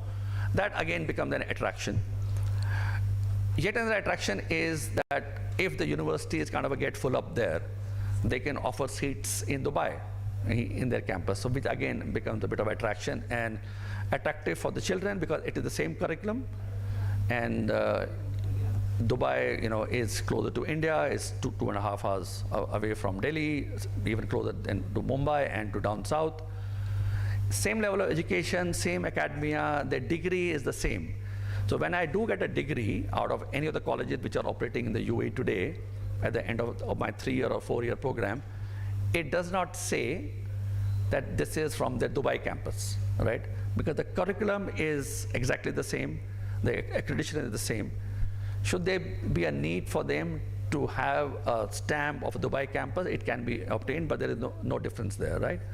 So again, this is being used by many of the universities that are already present there, that for the children who are not able to get admissions into the Indian campuses, unfortunately, because of the intense competition and the higher cutoff, they are able to provide seats for them in the Dubai campus. Colleges earn better fee structures, students have an opportunity to have international exposure and still having the same degree and being closer to home, right? So that is one. In terms of the faculty which is required from a regulatory perspective to be teaching in universities and colleges, you know, they exactly follow what has been looked at, that for universities, they have to have at least PhD professors. And for schools, they follow almost similar to what is being had there. But there are different regulations which are for their visa purposes. But from accreditation purposes, I think it is very, very similar to what you have here. As I said, you know, UAE being a composite of 7 emirates. You know, if you see the picture, you know, Abu Dhabi is the biggest in yellow, but Dubai is where we have the biggest concentration of Indian diaspora there. And it is all about location, right? And I'm sure most of you will appreciate that it's all about location, location, location. That's the reason I chose to use it thrice, right? From our research, and this is where the demand and supply gaps are, we have actually identified, and this is being endorsed by the government as well, that these are the actual physical areas, catchment areas where there are opportunities, and because of the gaps in the schools and colleges which are present there, right? So, I mean, I'm not sure any of you will recognize the names, maybe some would, that in Dubai, there is an area called Barsha, it's closer to Jumeirah, there is Kinad al-Shiba, don't get mixed up on the names, but these are where we find a lot of Indian families concentrated, but unfortunately, there are not much Indian educational institutes available there, right? Similarly, you know, in Abu Dhabi, Sharjah, and others. But to address your question, if you look at the bottom of the slide, there are certain designated zones, they are called designated free zones, which have been actually designed and created for education itself. So if you were to look at Dubai Academic Zone, right, this is where you will find all international and Indian universities. And given that they are part of a designated free zone, the rules and the regulations are much less stringent than what they are maybe if you were to set up in a non-free zone there, right? So Dubai and including Abu Dhabi, if I was to generalize it to UAE, they are actually making concerted effort to be able to attract international world-class institutions, including one from India, and that's the reason the universities are already there, right? And they're almost rolling out a red carpet, if I may say, giving them all the patronage, all the incentives, all the clearances which are required from one window, right? How long does the one window take? But anyway, it depends, but maybe that's the slide which is coming up later, but let me, now that you had asked. It differs from school to university. So if you were to look at the slide, to set up a school, and these are greenfield, these are not that when you acquired somebody, right? It would take anywhere between 14 months to close to 2 years. And if this, in this one, this is a greenfield project, which the construction facility takes the longest. Should you have to go and acquire a running school and change the curriculum and use the same infrastructure, it could be much less, right? And universities would be close to a year that we want to look at. But these are the steps that you will see, and we are trying to break it down between what stages each of the subject will take. Right, so so should there be interest from any of the the audience here, or when you go back, there are opportunities, and we have earmarked geographical areas which will give you a bigger opportunity in terms of getting the most number of students and return on investment. It is easy to set up, and there is absolutely a growing demand there, but you really have to market, right? And again, to the discussion that we had earlier, digital is a brilliant way of reaching out as many people, right? So marketing strategies in terms of how you want to fill up the seats there, you need to do the road shows there, community shows there, do some and what we are finding now also is that a lot of Indian universities and schools which are already there, they are giving subsidies and grants and scholarships to the students there as well, right? Because the fee structures tend to be a little higher, and not everybody can afford that. So just to fill up the seats quickly, they are offering a lot of subsidies and grants as well, so which again is become the advantages there, right? Student enrollment focus, I guess you will have to leverage on your reputation, your track record in the country here to be able to to market yourself as a very established Indian academic institute coming and setting up an international campus in Dubai. And there are tools which are available to be able to reach out to as many people as you want to. Right. I think timelines we already spoken about, that it could take anywhere from a decision being made and the business plan being created, it would take anywhere between 12 to 18 months to be able to physically go live, just not because of the regulatory approvals. I think there are infrastructure requirements there, and then to get the faculty being available there, both in-house, moving from the home campus in Dubai, in India to Dubai or Abu Dhabi. But the lead time realistically in our experience is around 12 to 18 months. It is important to also understand that though there's a huge opportunity to be able to capture the market and the gap which is there today and is only growing, but there are certain risks or something that you need to be careful about to watch out for, right? So in terms of, there are regulatory costs there, and there are regulations which have to be followed. What, in my experience, having lived in UAE for many years, that the UAE are very, very stringent on the quality which goes in there, right? So they keep looking, and they keep coming back for regular inspection. They would want to meet sometimes and interview the faculty which has been brought in or proposed to be brought in there as well. And during the initial setup stage, and when they go live, they would come and want to check each milestone of the progress which have been made, which is important, right? So this is something, I won't say it's a risk, but something that takes time, and you have to be extremely methodical and clean about it as well.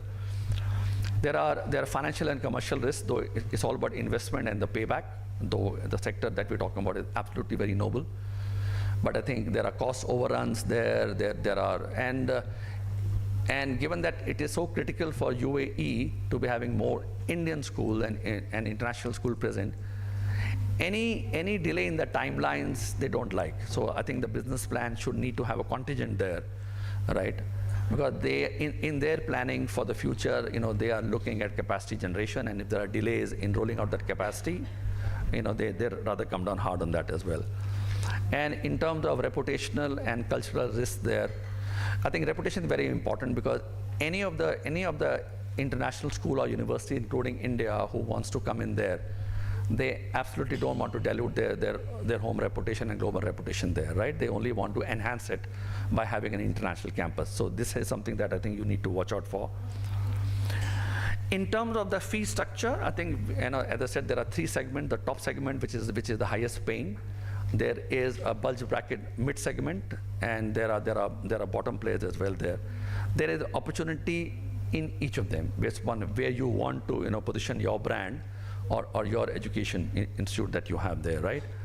And from the example that we saw, that typically in our business model, if I were to read some numbers, right, a mid-sized school which will over time will have 1,500 students over time, let's say over the 4 years. Their annual revenue, if I was to look at in dollar terms, right, would be upward of 100 crores rupees, right? So that again is the opportunity. I'm just converting it into equivalent rupees for you there, right? Just because of the higher fee-paying capacity of the target audience and the students and their families there, right? And the good part is that the billing is in dollar or dirham, which is pegged to the dollar here as well. And though there are, don't get me wrong, the revenues are in dollars and dirhams, so is the cost. But the differential is much higher. So the profitability of any Indian institute which is set up there, right, is absolutely brilliant, and they're able to achieve a very quick return on investment and a payback in a matter of 3 to 4 years, while many of the Indian education will agree with me here. To do that in India would absolutely be 7 to 8 years, right? So this again is an added advantage there that we have there, right?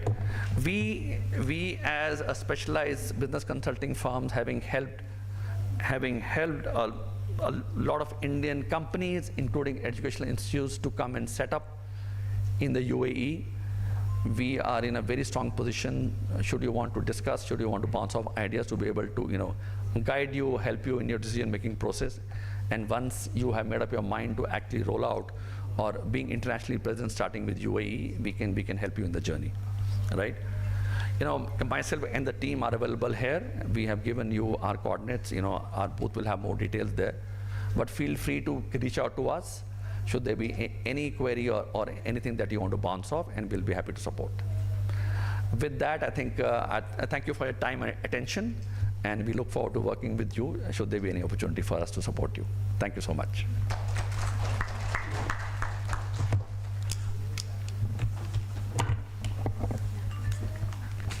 I'll just keep it there. Thank you so much, Mr. Rajesh Gupta, founder chairman of Bayshore Consulting based in Dubai. Very well presented by Mr.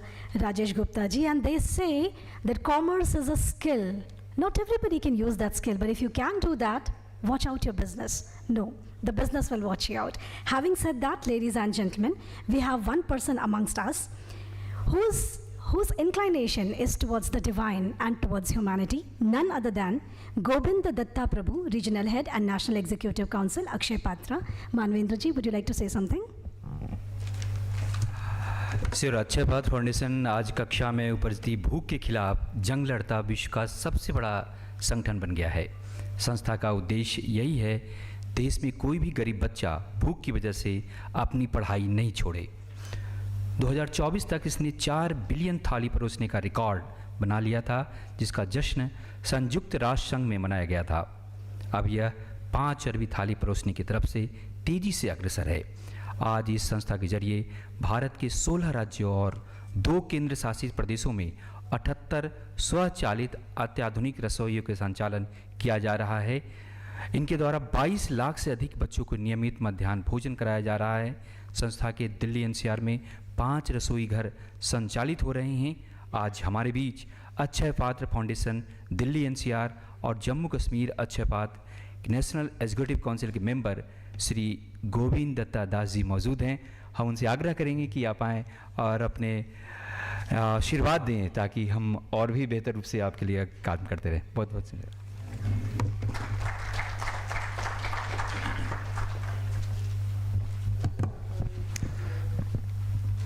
Her Excellency, Madam Ambassador, and all the dignitaries on the dais, friends.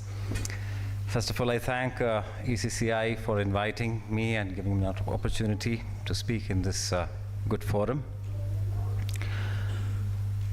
Akshay Patra, as Manavendraji mentioned, is an NGO functioning since year 2000. This was initiated by the monks of ISKCON Bangalore with an idea to contribute to the society in a productive way, which we take as a service given to us by our spiritual master, the founder Acharya of the global Hare Krishna movement, His Divine Grace Srila Prabhupada. It was his desire, his dream, that at least in 10-mile radius of any ISKCON center or Hare Krishna center in the world, nobody should go hungry. It's a duty of the temple to feed the hungry and support the society. So with this idea in mind, this program was initiated by our founder chairman, Sri Madhu Pandit Das, in the year 2000, with just 1,500 children in Bangalore. And today, by the support of the Government of India, several state governments, and many corporate houses, and above everybody, the Supreme Lord, we are feeding almost 23 lakh children across 23,000 schools in the country. This is the world's largest NGO in the field of midday meals.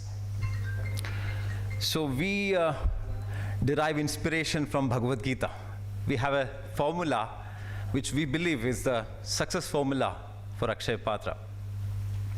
The topic given to me was education, business, and spirituality. Education, business, and spirituality. So in the modern context, this two things, education and business, are interrelated. There is a meaning in talking about their relationship. But why the spirituality thing is coming in between? What is the relevance for spirituality as far as education or business is concerned? So we believe that, and we experience that spirituality is a key factor which integrates this entire cosmos. And if we work in line with that vibration, we grow. The purpose of Sanatana Dharma is not just temporary success, it is eternal growth, eternal growth. We belong to a lineage of great acharyas. Around 850 years back, a great philosopher emerged in our country. His name is Madhvacharya. He propounded the philosophy of Tattvavada on Vedanta. So he said the formula for growth or unnati is a combination of three items. Nijanubhava varjita, mahaprayatna varjita, harer anugrahojjita, janana jakmurunnatim. Three things. Nija anubhav, mahaprayatna, and grace of God, harer anugraha. These three things, when combined, will guarantee growth for anybody, any organization, any country, any society, any individual. This was his formula. And following the line of disciplic succession, we try to follow those footprints, and we are finding some success in that. In the modern world, if you look at the field of education, there is a lot of stress on providing information, but very less focus on providing transformation. Similarly, there are degrees without direction, success without satisfaction, passion in business, and enterprise without purpose. Krishna says in Bhagavad Gita, he defines what is knowledge in Bhagavad Gita. Jnanam, we say in Sanskrit, jnanam. Krishna says, kshetraknyam chapi mam vidhi, sarva kshetreshu bharata, kshetra kshetraknyo jnanam, yad tada jnanam matam mama. It's a Sanskrit verse. Krishna says that knowledge constitutes of knowledge about three things. Kshetrajnam chapi mam vidhi sarva kshetreshu. I, the Supreme Lord, who is the indweller of all living and non-living entities, number one, the knowledge about God.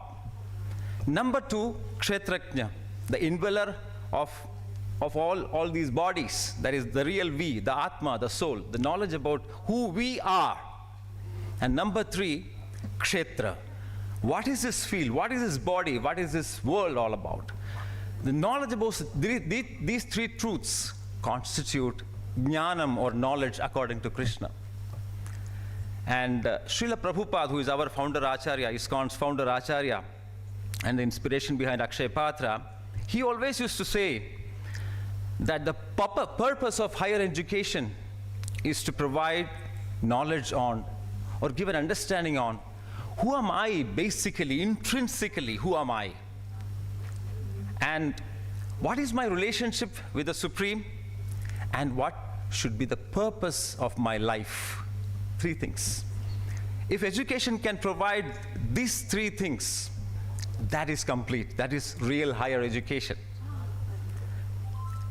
Anything in this world, if you see, there will be some intrinsic property connected to that. For example, sugar. What is the intrinsic property of sugar? Can anybody contribute? What is the intrinsic quality of sugar? Sweetness, very good. What is the intrinsic quality of water? It should quench our thirst. If I drink water or some liquid and if it's not quenching my thirst, then I won't call it water. So the intrinsic quality of water is to quench thirst. Chili, what is the intrinsic quality of chili?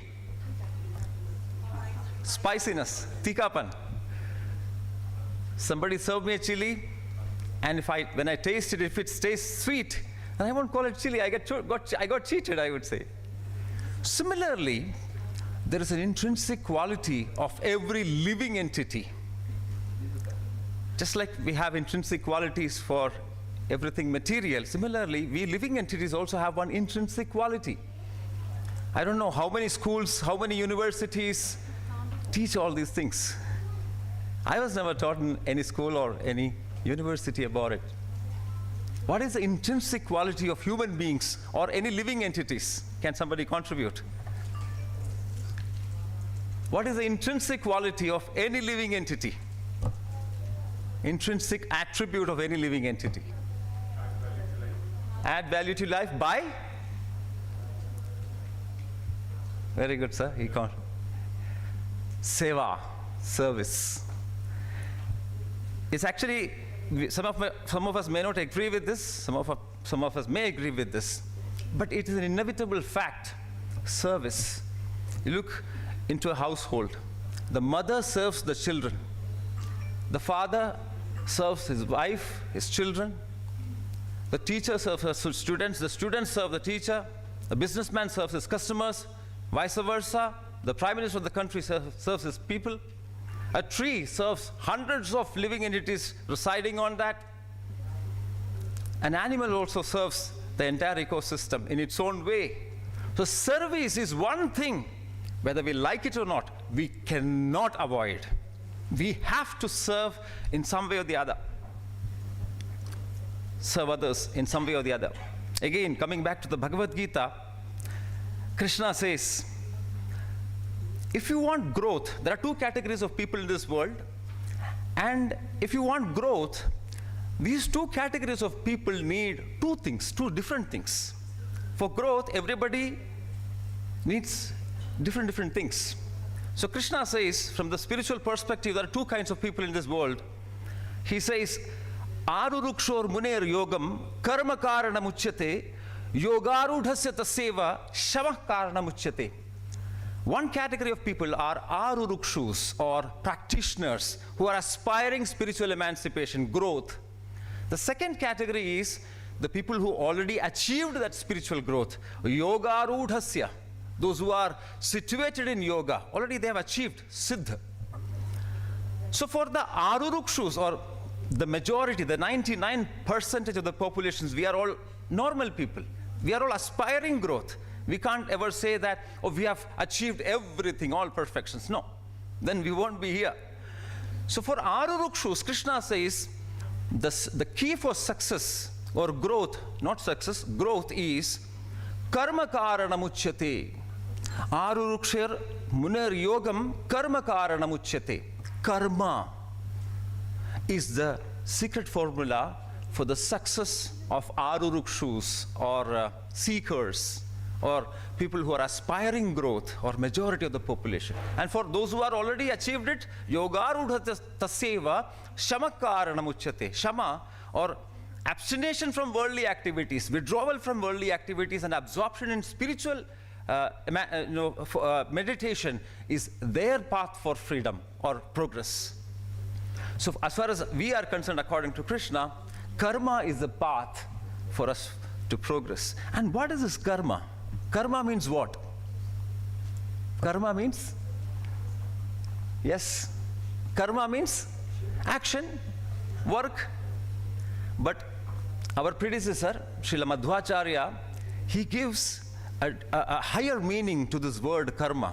Maybe some of us may be hearing this for the first time. This is in his Vyakhya to Bhagavad Gita, Bhagavad Gita, 3rd chapter. Madhvacharya says this. What is karma? Nana janasya shushrusha karmeti karavanmite tasya pranyupakarena santushto bhavatishvara. What is karma? He says, what is karma? Nana janasya shushrusha karmeti karavanmite. Service to different living entities. That is karma. Just for my own sake, my own enjoyment, my own profit. Self-centric activity is not considered as karma. It is considered as vikarma. Vikarma. It will not lead us to growth. It may give us success, temporary success, but it will not provide growth. If we want growth, we have to follow karma and not vikarma. And karma is nana janasya shushrusha karmeti karavanmite tasya prani upakarena santushto bhavatishvara. By such karma, by serving the society, prani upakara, by giving benefit, service to other pranis, pranis means living entities, santushto bhavatishvara, Ishvara will be, God will be satisfied, His blessings will come. And going back to the original formula for growth given by Madhvacharya, the third factor for growth is Harer Anugraha, the blessings of God. Keeping Him aside, this is not possible. In the experience of Akshaya Patra, we faced two major challenges in the past. Latest was Corona challenge. And before that, there was a major leadership crisis in Akshaya Patra. Some of you might remember a few years back in Times of India, in the front page, in block letters, leadership crisis in Akshaya Patra. Everything is not all right in Akshaya Patra. And then came the COVID. In COVID time, we had 6,500 employees. Now we have 9,000 employees. And by grace of God and enterprise of our people, our family members, Akshaya Patra family members, since last 9 consecutive years, we are awarded with Great Place to Work. And our pride score is 93%. So how we overcame these two crises? COVID, schools are closed, midday meals not happening. We have to pay salaries to our 6,500 employees. The corporate houses are also, they have their own limits. How? What to do? So then comes Harer Anugraha, the divine intelligence. Because this organization is headed by monks who practice spirituality and integrate spirituality with material life, active material life, with purpose. The divine intervention comes. Divine intelligence was given. We could collaborate with governments and do ration kits distribution. Mostly, almost 25 crore meals, ration kits worth equivalent to 25 crore meals were distributed across the country during Corona time. And then contributions came. And post-Corona, substantial growth, a leap in the graph of Akshay Patra happened, more than 20%. So this is what I'm talking about.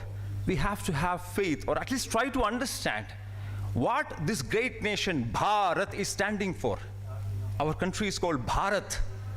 There is a meaning to the name Bharat. Can anybody contribute? What does it mean? Why this country is called Bharat? Why this country is called Bharat? It's a Sanskrit word. Bharat means what? Yes, please.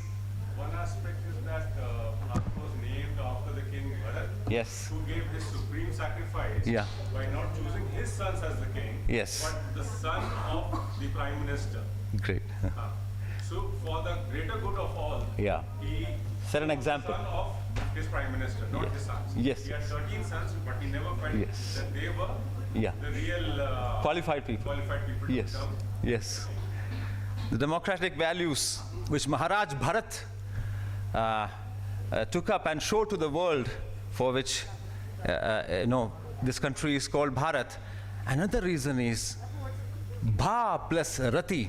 Bhas means the divine light, the divine light of knowledge coming from God, which we get in the form of Bhagavad Gita, the Vedas, etc. And the people who take interest or pleasure in that knowledge, those who take pleasure in Bhas, is called Bharat. Is the place of those people is called Bharat. We call sun Bhaskar because light comes from that object called sun. So we call him Bhaskar. Bhas means light.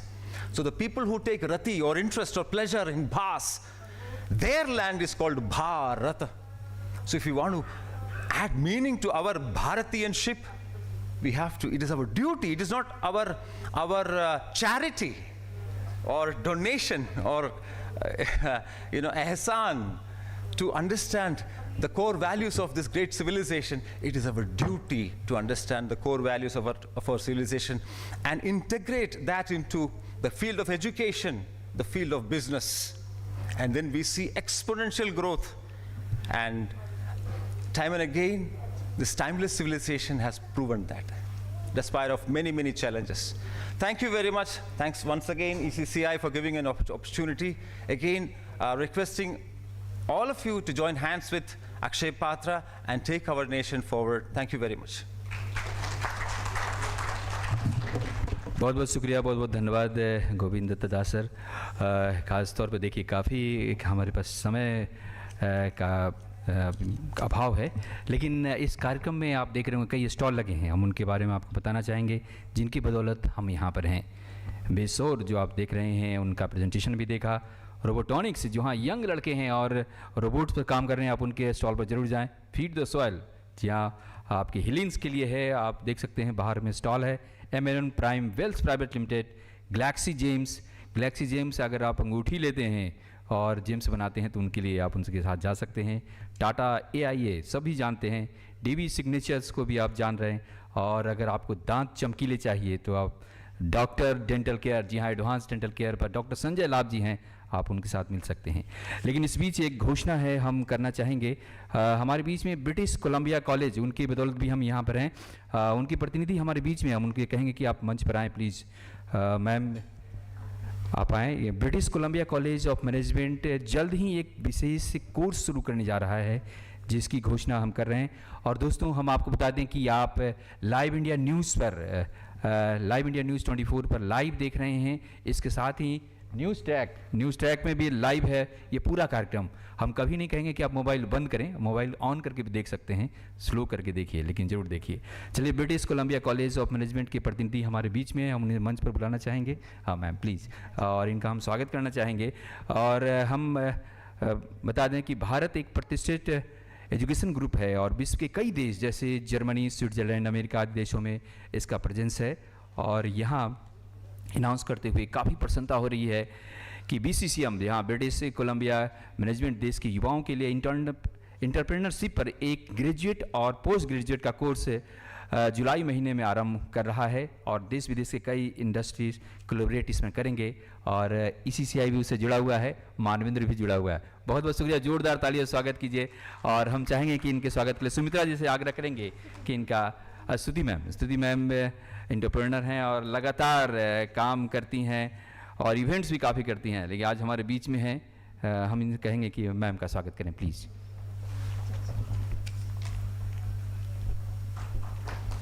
बहुत बहुत शुक्रिया, बहुत बहुत धन्यवाद। जी हाँ, BCCM का काफ़ी सहयोग पिछले बार भी रहा था और इस बार भी हम हमारे इस खास कार्यक्रम में जुड़े हैं। बहुत बहुत शुक्रिया। Thank you so much, Ms. Aarti, for gracing the occasion. Thank you so much. Ladies and gentlemen, अभी गोविंद दत्ता दास प्रभु जी ने इतनी अच्छी बातें बताई। बताना चाहूँगी कि हर व्यक्ति अपनी ज़िंदगी में कभी ना कभी डिप्रेशन में आ जाता है। बिल्कुल, हम लोग कभी ना कभी डिप्रेशन में आ जाते हैं, हर व्यक्ति आ जाता है, हर एज ग्रुप का व्यक्ति, because all the time you can not be happy, we are human beings. हम खुश रहते हैं, उदास होते हैं, गुस्सा आता है, this is a normal behaviour. लेकिन ऐसे ही डिप्रेस्ड अर्जुन को भगवान कृष्ण ने कुछ कहा था, which is mentioned in chapter 2 verse 3। क्योंकि मैं भी कृष्णा डिवोटी हूँ तो बताना चाहूँगी, क्लाप्यम मास मगमः पार्थ न तत्त्वयुपपद्यते क्षुद्रम हृदय दौर्बल्यम त्यक्त्वा तिष्ठ परंतप, wake up, O vanquisher of foes, this faint-heartedness doesn't befit you, right sir? So इतना कुछ सीखा मैंने, एक एक वर्ड सुना गोविंद दास जी का।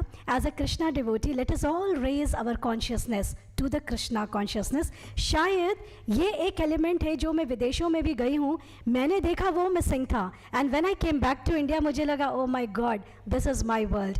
Well everyone, having said that, I request Manvendra ji to felicitate Shri Govind Datta Das Prabhu with a token of love from Elite Chamber of Commerce and Industry, Business 2025 and Vision 2024-2047 Conclave. A token of gratitude.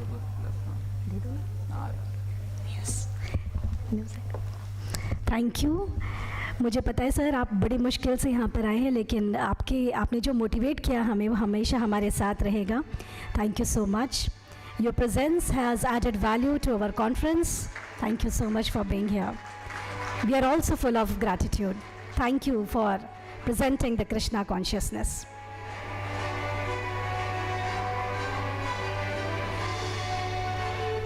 Thank you, sir. Ladies and gentlemen, as Manvendra ji said, we are falling short of time क्योंकि अभी एक award ceremony भी है और ambassador madam को भी जाना है। लेकिन उससे पहले I'll now request Professor Dr. N.K. Sinha sir, Vice Chancellor Maharaja Agrasen Himalayan Gadwal University, to present his remarks.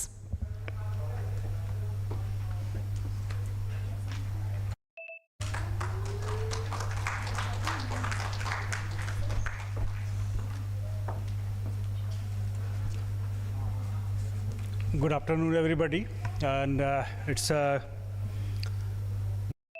to me to interact with such a high intellectual gathering over here. On the dais, Professor Kumar Vijayan Shekharji, Chancellor Sobit University, Madam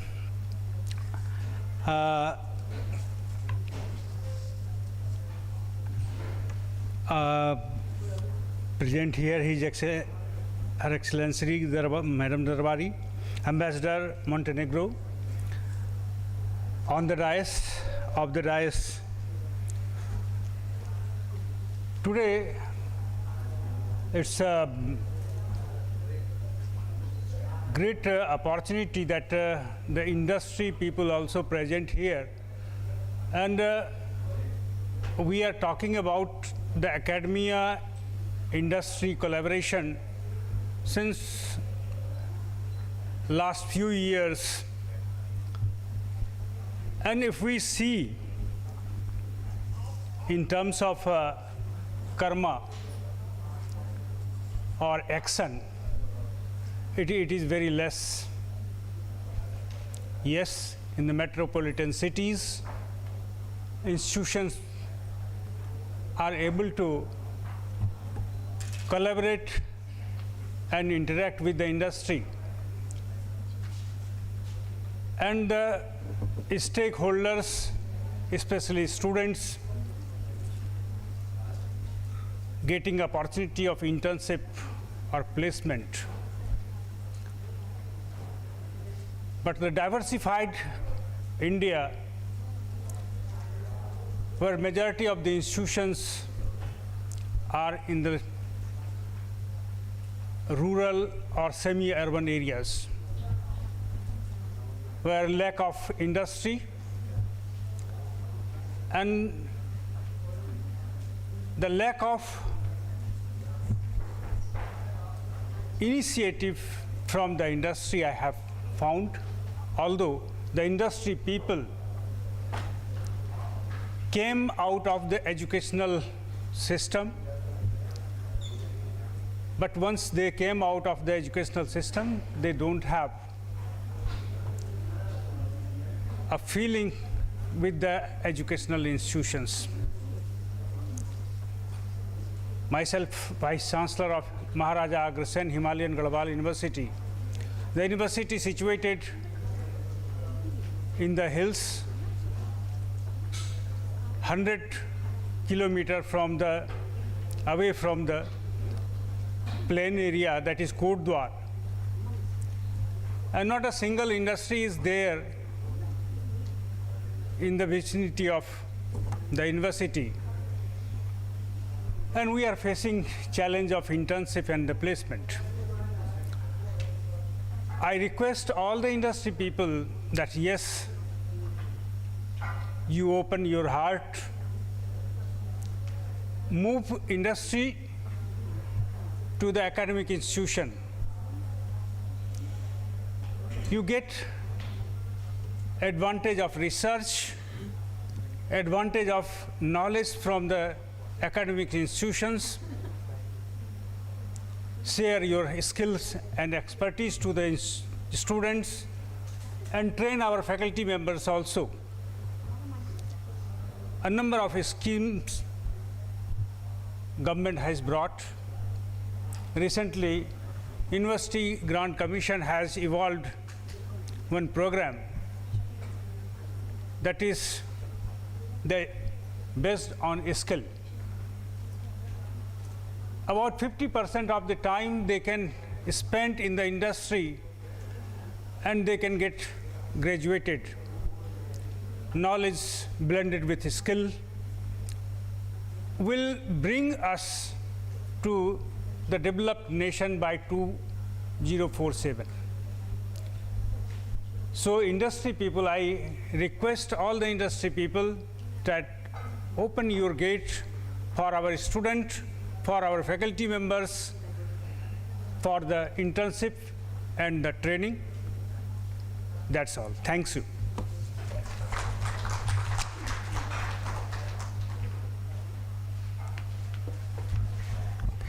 Yes, beautiful address always. That's always inspiring. I've known NK Sinha sir now for 15 years. हमेशा ही motivate करते हैं. चलिए आगे बढ़ते हैं.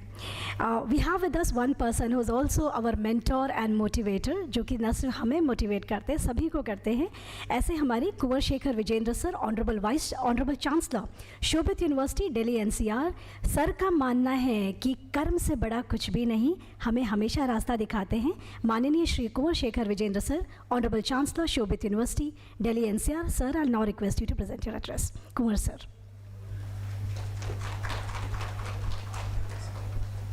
Good afternoon, everyone. Thank you, Sumitra. What a diversified gathering we have today on the dais and off the dais. Right from academia, industry, government representatives, diplomats, consultants, advisors, international advisors, social workers, and whatnot. And the topic, what we are talking today, is how to bring everyone together, be it universities, be it academia, industry, and the government. The society already is inbuilt. So I must congratulate Mr. Manvendra and his complete team, this chamber, ECCI, for taking such initiatives, because generally what happens, we go to a lot of such conferences, meetings, a silo is there. We speak to our own people around. We are very repetitive indeed every time, because everybody speaks the same language. But today I was really happy when Govinda Das ji was speaking. He was speaking about spiritual aspects of education, how the life can be when Mr. Sina was speaking, he was speaking about how subscription models can be there in marketing. When Mr. Gupta was speaking, he was talking how globalization can be there of the education. So everybody had been speaking in a different manner, and this is what starts innovation. Actually, innovation is not a silo. It's when we come together, and it was mentioned by my previous speakers also, that when we have to come together, and once we come together, we identify what has to be there, what are the issues and problems, we start innovating solutions. And generally what is happening, that all innovations we are trying to do either in the classrooms, sometimes in the boardrooms, and sometimes in the cabinet rooms. We are not doing it together. We have to sit together, all of us, and find problems, because problems are very common. Problems are not of individuals, they are of the society, they are of the nation. We all have to think, yes, this is the issue, and how the solution will come. Solution will come when we all will work together. The chief guest of the day, Madam Darbari, thank you very much for being here. I learned a lot about Montenegro from you, and looking forward to visit that beautiful country. However, some of our people were there, those who are being brought back, I think, by the government, but still Montenegro is a beautiful country, and we would like to learn more and do something together in Montenegro also. So what I was telling, like, innovation is a symphony of being togetherness. Everybody has to contribute in that, and the day we will decide that, we will start doing that, things will start changing. Indian knowledge ecosystem, if we look at, it's very large indeed, one of the biggest in the world, with 1,400 plus universities, 50,000 plus higher education institutions, and million plus schools. But still there is something missing, and maybe again that is symphony. In silos we are working. Day before yesterday I had an opportunity to be a part of a brainstorming session at National Academy of Agricultural Sciences, NAS. And we were talking how we can bring entrepreneurship in agriculture education. NAS is the highest body in agriculture education of the country. And when ideas were coming out, the first thing we decided that we should do here, that we should not invite many vice chancellors from agriculture university. We said, let us invite people from diversified areas. Let the agriculture commissioner of the country should be there. But people from UGC should be invited, people from other sectors should be invited, even a representative from the private sector. I was there, I was representing not only university, being the chairman of National Education Council of Education of SOCHM, I was trying to represent industry also there. And when that brainstorming was happening, we found there are many gaps which could be filled very easily, but if we sit together, we discuss together, we debate, and then we decide. And this today's opportunity is one of like that. Then I'm sure that today afternoon, however, we are behind the schedule, but late evening or whenever it will be finished, we all will go with something good, and we all will be knowing that where and what has to be contributed. Industries, actually we have seen industry as an employer. सीना जी अभी कह रहे थे, आओ भाई कुछ काम करो हमारे साथ. Actually, our relationship with the industries had never been very organic. कभी हमारी उनसे सगाई हुई नहीं. It was always one-sided. We always looked at industry कि ये हमें internship दे दे, ये हमारा placement हो जाए, or something like that. Actually, time has changed. They have to become co-educators. We have to invite them in the board. We have to tell them what has to be taught. Let us sit together, because what is the requirement? You are the end user of the product, what will be coming out of the campuses. And if end user is not knowing what will be produced, and the production unit does not know what is the use of my product, then this dilemma had been there. through national education policy, we all know some changes are coming, and I'm sure more changes will come when we will change our mindset और हम सगाई कर लेंगे industry के साथ. I hope that it will help everyone there. Government in last 10 years is trying to become more enabler than a regulator. We must compliment the government for the same. But there are still gaps. We all have to work on that. And the most important thing, what I always request, even I was requesting Govinda Das ji also about his Akshay Patra and some challenges he was sharing with me. I was telling, we do not speak out. Why we are not writing about the gaps? There are so many platforms available. Government is so digital now. You write on the right platforms. Just publishing papers in research journals is not going to solve the problem of this country. We have to discuss, we have to write, we have to share with the government, because awareness is one thing which gives an opportunity for innovation. We have to tell, yes, this is the issue, let us work together. We are here to work. And this gathering also, I will request the same. Please, we all are innovators. You all can do wonders. But one, we have to identify what is to be innovated, where are the gaps, and two, we have to speak about it. Talk about it. वो समय चला गया जब हम बहुत IPR की बातें research में करते हैं, अभी भी करते हैं. Our university is also having a large number of patents in our credit. But time has come when cloud researching has to be there. Cloud innovation ecosystems have to be there. Okay, there is an issue I found. I have thrown it to the cloud, to the society. Let everybody come with a solution. Let us come together. Then this integration, what we are trying to talk about since morning, will come and happen. We have to understand one thing, that there is a triveni of trust. अभी संगम हुआ, महासंगम हुआ है, तो that triveni of trust is education, industry and government. Government will always play a role of Saraswati, which is not seen in, but it is still there. We have to believe on that. Where education is Ganga, industry is Yamuna, government is Saraswati. और industry वैसे भी यमुना है, गंदा करने में बहुत मदद करती है इंडस्ट्री. कभी कभी दिल्ली में बहुत स्ट्रगल हो रहा है यमुना को साफ करने में. But yes, it is a triveni, and that pious triveni will work together when we will trust on it, when we will trust on the magic, that when all three will come together, it will become a divine flow, and we can change the country, we can make Viksit Bharat by using it. We have to remember one thing always, I have a personal conviction of that in India we do not lack talent. So much talent is there. We need a better knowledge to market pipeline. Just a pipeline has to be created. You can call it a supply chain. Nimit is sitting here, is a man of management, one of our proud alumnus, otherwise also.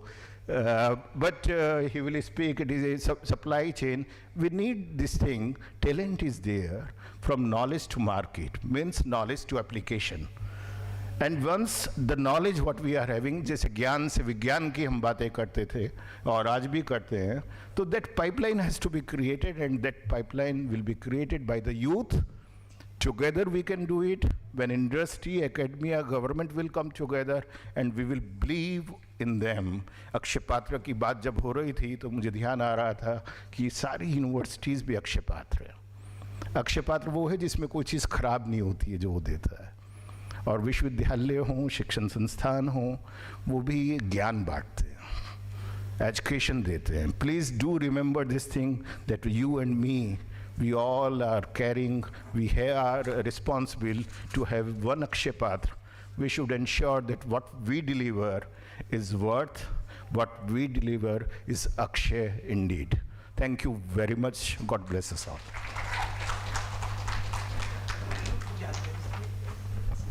Thank you so much honourable chancellor Shobhit university Kunwar Shekhar Vijendra sir. आपके आशीर्वचनों के त्रिवेणी में ज़रूर हम सभी स्नान करेंगे, और बताना चाहूँगी कि ज्ञान की गंगा में जितने ही डूबते चले जाएं उतने ही सीखते जाएंगे. जो जितना डूबेगा मोती तो वही पाएगा। आगे बढ़ते हैं। आज हमारे इस इवेंट की चीफ गेस्ट माननीय महोदया हर एक्सीलेंसी मैडम जैनिस दरबारी जी हैं। She is ambassador of Montenegro, देश की बेटी जो तिरंगे को ग्लोबल पटल पे लहरा रही हैं। तालियों के साथ स्वागत कीजिए her excellency madam Janice Darbari, ambassador of Montenegro, for her address. Over to you respected ma'am.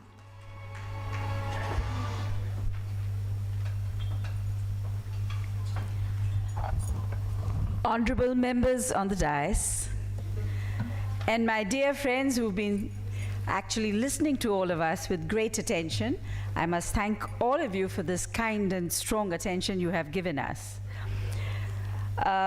Dr. Nimit Gupta, Dr. Tapan Nayak, Mr. C.A. Shankar Andhani, Mr. Yogesh Mishra, Dr. N.K. Sinha, Mr. Rajesh Gupta, Mr. Kunvar Shekhar Vijendra, Dr. Buddha Chandrasekhar, and Mr. V.D. Ram. They have all put their minds, heart, and soul together to be able to bring this great function which illuminates every moment of your life. You are very privileged to have them all here because all of them have had a very big journey. इनकी जीवन की जो कथा है, इसका सार आपको आज मिला है। और जब किसी चीज़ का सार मिलता है तो एक समुद्र का मंथन होता है, और जब एक समुद्र का मंथन होता है तो उसमें से अमृत निकलता है। और वो अमृत आज मेरे ख्याल से आपके मन के द्वार में अलग अलग तरीके से एक फूल बन के खिलेगा। What I have seen in many seminars is that people say कि we had a nice time, but I want from this seminar that you go back saying we got illuminated 1,000,000 times. Did you get illuminated? क्या आपको मिला वो सच जिसकी धारणा के लिए आप लोग सब सवेरे उठ करके यहाँ आए हैं? आपको मिला है, हाँ या ना? तो बस वही बात है कि जब हम अपने दिलो दिमाग से सोचते हैं तो कुछ ऐसे अंकुर फूटते हैं जिसमें से आप सबका एक ज्ञान का भंडार आपके सामने आ जाता है। मैं मॉन्टेनेग्रो की राजदूत, honorary council general of Montenegro in India is a very pivoted and special post. It is created under the United Nations, and that's when a country does not choose to open an embassy, but they have the choice of which the convention gives them, is that they choose an Indian or the person of that particular country's nationality to represent them in their diplomatic mission in India. So that becomes a very honored post, and therefore it's called Honorary Consul General. When the president of that country, which in my case it's Montenegro, and the president of India concur on the nomenclature of yours. Fortunately for me, I have had a very big international upbringing. My father being a diplomat in United Nations in 1950s, and as a special delegate, the Kashmir issue was debated.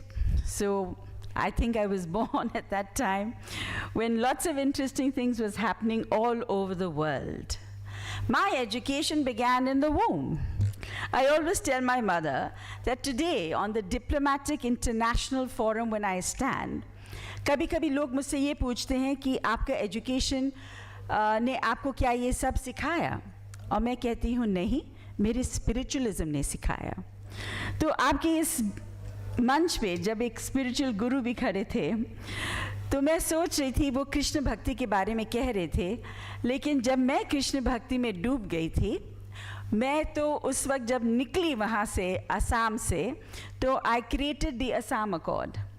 And with great pride I tell you, at that time जब लोग terrorism की तरफ जा रहे थे और इंदिरा गांधी सोच रही थी कि क्या करें, नेली मैसेकर हो गई, I was not a diplomat but a journalist. सब लोग इस बात को इंटरनेशनली ऐसे बता रहे थे कि जैसे इंडिया में टेररिज्म हो गया तो नेली मैसेकर हो गया, हमारे देश के प्रधानमंत्री बहुत ख़राब हैं, ये सब हो रहा था. And Ken Reeves, the BBC guy, was there, CNN was there, and they all came and they said, you know the family, because I'd written a book about Indira Gandhi and my father worked with Nehru, तो हमें काफ़ी कुछ देखने को मिलता था. I had interviewed Yasser Arafat, I had talked to General Zia. अब आप नाम लेंगे तो मैं सबसे इंटरेक्ट कर चुकी हूँ. तो हमें पता था कि ये सब चीज़ें एक 1-to-1 में ही इन चीज़ों का जब बातचीत होता है, आपके स्पिरिचुअल कंटेंट मिलता है और आपका देशभक्ति का जो नींव है वो ऊपर उभर के आता है. तो कोई भी ऐसा विषय नहीं है जिसमें आप सफल नहीं हो सकते. और इसी भावना से जब मैं उन लोगों से मिली, all these people who are agitating, हमने उनके माइंड्स को पीस दिया और कहा it is time you change. And now look at God, the universe's background. My father was a experience diplomat in United Nations और बड़े बड़े समझौते हुए थे उनके सामने, right from the Suez canal crisis to the first Bandung conference. तो ये सब चीज़ें हमारे ज्ञान के भंडार थे. Education, either it is live education or is institutional education, that is what you have to learn to sink in. अगर आपका जो द्वार है, if you are blocked, आपको कहीं नहीं लाइट दिखेगा. But if you are not blocked, you want to absorb, तो आपको तुरंत, and that's what we did. We created the foundation for that peace accord. Later on in my life, can you imagine Yugoslavia breaking up? And we were faced with that international problem. And the Prime Minister turned around and told my father, your daughter has just written a book on the Commonwealth and Nehru. She's talked about India becoming a republic. Can we use her as our representative, as a special emissary? I evoked them to understand that I knew not only the concept of peace, but I could negotiate internationally the perspective of Macedonia and India. Now, believe me, at that time, I did not know much of the international conventions, but I educated myself. I had to educate myself, and everybody thought I would be a failure. Ye kya karegi? It was like that. Newspapers were writing all types of things. After Alexander, it's Janice. She has a hotline to so-and-so. Kya kya nahi likha mere baare mein, but it did not disturb me. I was educating myself. I was learning conventions. I was talking to the people involved in diplomatic negotiations. I was even set up in one embassy. And then I took it on as I was standing there, and I said, well, if the Greeks want to say that Macedonia should not be recognized by India, I am saying that, well, ask the Greeks then to call themselves Macedonia. And that hit their nationalism. So it is like a very interesting, I had the guts to say it, where, you know, your mind has to be without fear. Ye dwar kab khulte hain? When there is no fear. Like you're in school, I want to top, then I have to study. If I don't study, I can't top. So these are all things जो हमारी जिंदगी में हैं. Education is the magic wand? No. You are the magic wand. Tat tvam asi, that thou art. जो आप हैं वही होगा. निश्चित रूप से आप किसी भी field of education में हैं. But if your mind is not open, you will not succeed. जहाँ आपकी mind खुला हुआ है, विकसित है, ready to absorb, take the challenges and do hard work. क्योंकि without hard work, there is no success. ये भी आपको बता दूँ. मैंने दिन रात पढ़ा because I had to compete internationally. And within 2 years, when I got Macedonia recognized by India, I had other ambassadors telling me, how did you do it? Our country could not do this in so many years. I walked into the Chinese embassy with my father and Mr. Buisness, the American ambassador, is coming out. He said, my dear girl, how did you do it? I said, I was just honest to my work. Honesty. You have to be honest with yourself. If you're not honest with yourself, you will cheat yourself throughout your life. ये बहुत बड़ी चीज़ है और मेरे ख्याल से जब हर university यहाँ पे बैठा हुआ है, I think I was asking him, I said, you know, you had given a wonderful presentation about Dubai. So I said, you're the Vice Chancellor of Agrasen University, would you like to expand? He said, why not? You see, this is an honest way of looking and understanding where India's education is and how they can take the benefit of what your UAE can offer them. And when I talked on the other side to the Shovat University, he was so confident, he said, in my college, I have such good education, I have inventors, and 6 of them have done very well. So, ये है confidence हमारी भारत की. We have one side, the best of the world, why don't we take it? So if we take it, we become विश्व गुरु. क्योंकि हमने सबसे कुछ ना कुछ लिया है. और जब हम सब से कुछ ना कुछ लेते हैं, तो हम धनवान ही हो जाते हैं. I think all of you, when you go to even buy a common thing, you have today the thing online that you can choose from so many the best. And that's what education is all about, to choose from everything the best. But the best is your mind. When I think of Indian history, I look at Lal Bahadur Shastri. He used to swim across to study. When I look at Jawaharlal Nehru, he went abroad to study. When I think of my own grandfather, who was an ICS officer of a 1923 batch of the Imperial Raj, who gave freedom to Balia, he studied under a lamppost. But he gave a commitment to his father, मैं इतना पढ़ूंगा कि सबको पिछाड़ दूंगा. तो ये है एक दृढ़ निश्चय और मैं भारत को न्याय दूंगा. And he was the only ICS officer who in 19th August 1942 gave freedom to Balia. And that's how the first flag of India was raised. That's the power of knowledge. He mastered law, he mastered the Britishers' mind. और फिर उन्होंने कहा कि इन्हीं लोगों का मन में जीतूंगा.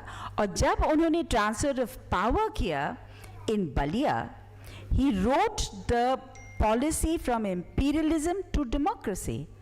तभी जाकर के 1947 में ट्रांसफर हुआ, when the Britishers also said that yes, the ICS with the police force, can you imagine 40,000 crowd coming into Balia? 19th August, quit India, emergency, shoot at sight. Would you as an officer ever write on the file, deposit the guns? Would you? Command your police and say, 200 of them, put your guns down, 40,000 people are coming in, and this is within 10 days of the Britishers' emergency and quit India declared by Gandhi ji. सब जगह jail भरो आंदोलन था. Banaras, Gorakhpur, Bihar, everything was in turmoil. लोग मर रहे थे. बनारस में people were crying. But when they all converged, why into Balia? Because they knew the district magistrate ने दिल से उनको माना था. They used to call him Devta, and he played the final game with the Britishers. He wrote on the file, deposit the guns, enough is enough. We ICS are no longer with you, and the police force is with us. So you can imagine that moment for India when the flag was hoisted, the Khadi Charkha flag was hoisted on his collectorate. ये है education की ताकत. It makes you free from all fear. It makes you swalambi. You depend on yourself to perform. And that's exactly what this young boy at 7 did. When he made that Drin Nishchay, I will educate myself and I will give India freedom. So this is not a story, this is history. And I'm going to be making a feature film on it to show the Indian people that how Balia got up and created a day of world peace during World War II. Can you imagine in World War II, India had a chapter of peace? And the flag of India flew? And the Britishers, when they did the transfer of power, Attlee, who became the Prime Minister, he said, Wavell, the Commander-in-Chief, sent troops to recapture Balia, cordon it off from the rest of India. I am dismissing him. And that's how Lord Mountbatten came in. This is what I have done to you just now, is educated you about your own Indian history. History has to be told in the most beautiful way with lots of evidence. I, as a student of history honors, I used to say my teachers fail me because I many a times read in the books, it appears. The education system needs a transformation, it needs change. And I'm so glad the present Prime Minister, under the Azadi Ka Amrit Mahotsav, did this Samudra Ka Manthan. And when we wrote the book, we went into the National Archives, took out the files of 1942, from the it was the Home Ministry files, which talked about Quit India, and we, with evidence, published a book. So now you can imagine, education is not only in the institutions, education is in life. My mother being a teacher, she only said one thing, that beti kabhi bhi cheez hearsay pe mat jana. Jo bhi kuch karoge, pad likh ke karna. And that's what it does. She said, we will go to the archives, take out Nana's file, and educate India. It's a very big research work. We went to London, got the rest of the things together, and gave Bharat that book, which today is officially on the Government of India's cultural portal and on the Azadi Ka Amrit thing. So you can have a look at it. But the whole question today is, and as I've come to this conclave, is to understand how India is taking forward its education.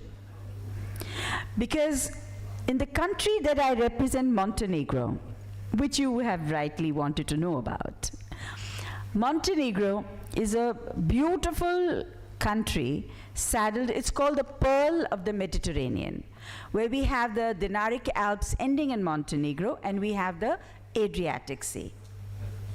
We have a small population, but very learned population. वहाँ पे पढ़ाई लिखाई का बहुत अंदाज है. We have the British, we have the French, we have the German. Everybody has participated in building our education system. And I'm very glad to say that where the IT sector is concerned, Montenegro is looking forward to make lots of forging ahead with India, and especially on AI. Because AI is something which is going to actually make the global world very close. हम लोग सब एक दूसरे को जब देखेंगे ना, most probably this AI, and I don't know whether it's a prediction, but I think it's going to do away with the visa system. The mental, the change, the slavery which we all go through, ki we want to go to that country, we need a visa. Every day I get lots of people saying, Janice, please, visa. I look at them and say, don't you love your country? My first thing comes back to them. Don't you love your country? Why don't you rough it out in India and do something in India and come on top of it? And that's when I say, yes, if this internet is visa-free, it's visa-free. You can educate yourself in any part of the world. So, It's an attitude. It's an attitude. Yes, if you go to that country, you get a different type of education because that's when you globally meet other people from other countries. You learn about their culture. You learn about their brain patterns, how you have to compete. So you can make education also very, I would say, not feasible for everybody, that they go for trips. That's when we have these cultural exchange trips, where you can go and educate yourself, you can stay with the families there and come back here. So both ways, I think both India and the world can position itself. And in fact, as NRIs, I think that's a forum where, again, we've contributed to the nation when my father went on for the Global People of Indian Origin in America and got that organized. So there's so many things that can be done.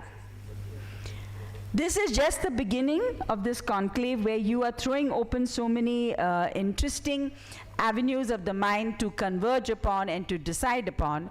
I hope you're able to decide upon many things that bring you your bread and butter to life. Because at the end of the day, you're going to use your good education for human causes, but also it's your bread and butter. आप लोग, after you're educated well, you'd like to be on a good salary. Am I right, young girl? You want the money after that. You want to be known. And you don't want to be in such a tough competition where you don't shine. So you need that education. So this is what I think this conclave is bringing together. It's bringing together to you, all of you, opportunities, because when I see Galaxy Gems, it's something where that's also a big, huge study. And nowadays, of course, geminology and the way the world is going, I mean, people are investing in that. You have to be financially very good at it, how to invest in all the other gems and gold and silver. Then you have Tata's AI. They've already got so many institutions all over the world which are giving the base work to a lot of international companies with their software. Then you have Bayshaw, of course we have him present here, the glamorous man from Dubai. And then you have the robotronics, the robotics, and I was glad to learn from Shobat University that you're into it. So these things like and dental care, I don't think someone's on the dais, but we all have lovely smiles. So I think we all are all in tune, and the sign energy is working today. So when the sign energy works, I think things change. You go back much happy, you go back enlightened, and you go back saying, Jai Hind. Okay, thank you all. Thank you all for this lovely time. Thank you so much, ma'am. A beautiful address. That calls for another round of applause. Thank you so much, ma'am. Wonderful. बहुत सारी बातें सीखी. निश्चित रूप से जय हिंद का नारा बुलंद रहेगा, था और विश्व पटल पे हमेशा रहेगा. Having said that, we have one person amongst us who we would now felicitate. I'll request Manvendra ji and Parijat ji to welcome and felicitate Shri R.N. Jha, IPS retired and former chairman of ITU Governing Council of Geneva. Shri R.N. Jha ji, कृपया stage पर आएं. Mr. R.N. Jha is an retired IPS officer and former chairman of ITU Governing Council of Geneva. Sir, we welcome you. I'll request Parijat ji and Manvendra ji to welcome and felicitate respected sir. So please.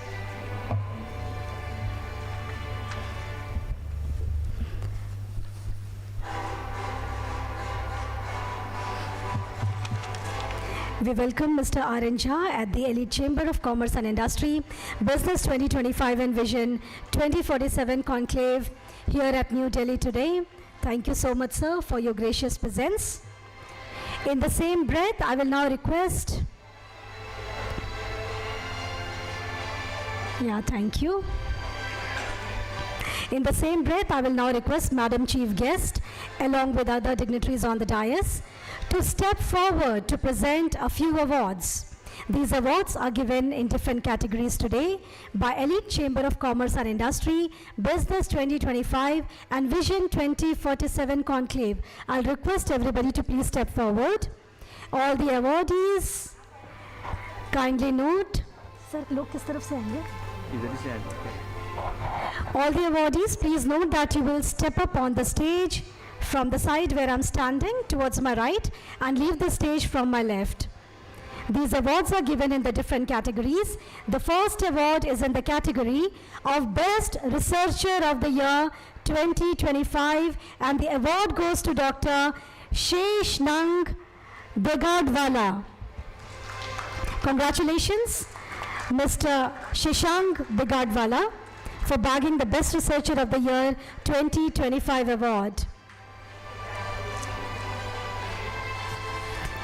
We now give away the Best BBA College in the year 2024 in India, and the Best BBA College in India 2024 award is bagged by Lingaya's Lalita Devi Institute of Management and Science.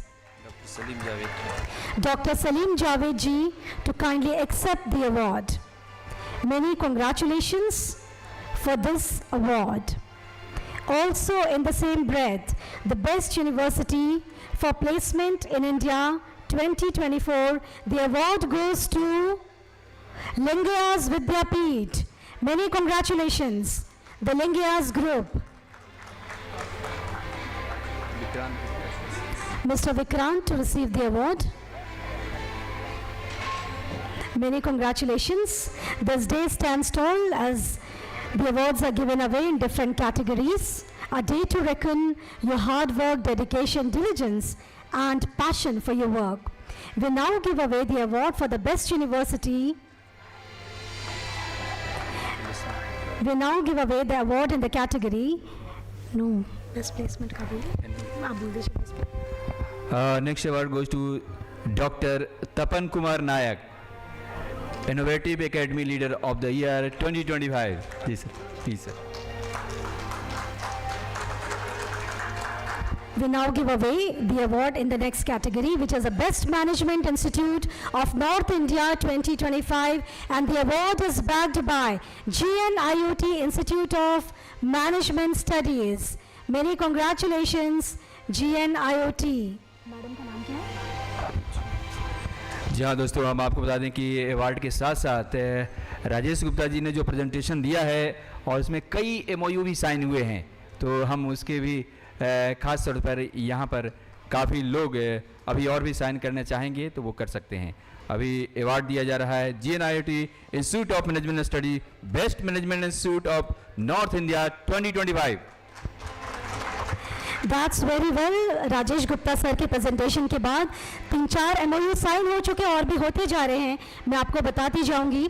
We now give away the award in the category of Outstanding Contribution to Analysis of Vidyapati Literature 2025, and the award goes to Miss Dr. Shivangi Kumari.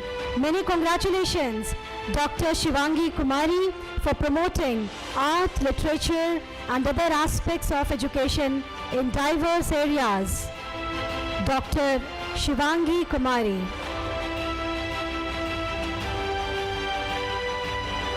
निश्चित रूप से देश की बेटियां देश का सम्मान है और अलग अलग कैटेगरीज में आज इस मंच से सम्मानित होकर हम भी सम्मानित हो रहे हैं। Elite Chamber of Commerce and Industry, Business 2025 and Vision 2047 Conclave appears to be successful, and the next category is the Best Oral Health Care Provider 2025, and the award goes to Dr. Anupama Sahai.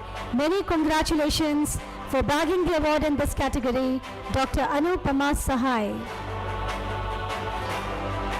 Award given away in the category of taking care of the dental care and the related areas, Dr. Anupama Sahai.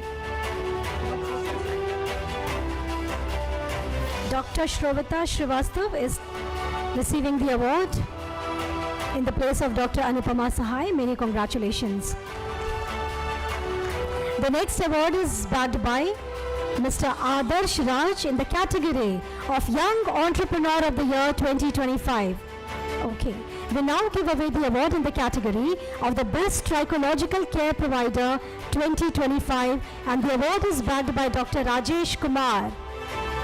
Dr. Rajesh Kumar, many congratulations. जी हाँ दोस्तों, अगर आप अपने बालों को हरा भरा रखना चाहते हैं तेजी तो SMG वर्ल्ड का उपयोग करें। SMG मर्ज 55 से के नाम से जाने जाते हैं डॉक्टर राजेश कुमार, और ख़ास बात है कि इन्होंने बालों को बेहतर बनाने के लिए स्प्रे भी लाया है, तो आप इनके प्रोडक्ट को ज़रूर देखें। वो स्प्रे मुझे भी चाहिए थोड़ी देर में बिल्कुल अच्छा रहेगा। We now give away the award in the category of being a pioneer of helping Indian business expand globally and also locally. The award goes to Mr. Rajesh Gupta. Many congratulations, sir. And after a beautiful presentation, there are so many MOUs being signed today with the Elite Chamber of Commerce and Industry. For it is the business that rules across the globe, and business doesn't know any boundary. We now give away the award to Mr. Deepak Lal in the category of Excellence in Supporting Indian Businesses Established Globally 2025. Many congratulations, Mr. Deepak Lal. तालियां बजती रहनी चाहिए, हौसला अफजाई होता रहना चाहिए, वो हमें भी खुशी देता है और जो रिसीव करता है अवार्ड उसको भी। And now there is one award which goes to, नहीं पहले कैटेगरी बताती हूँ। Outstanding contribution to globalization of Indian business.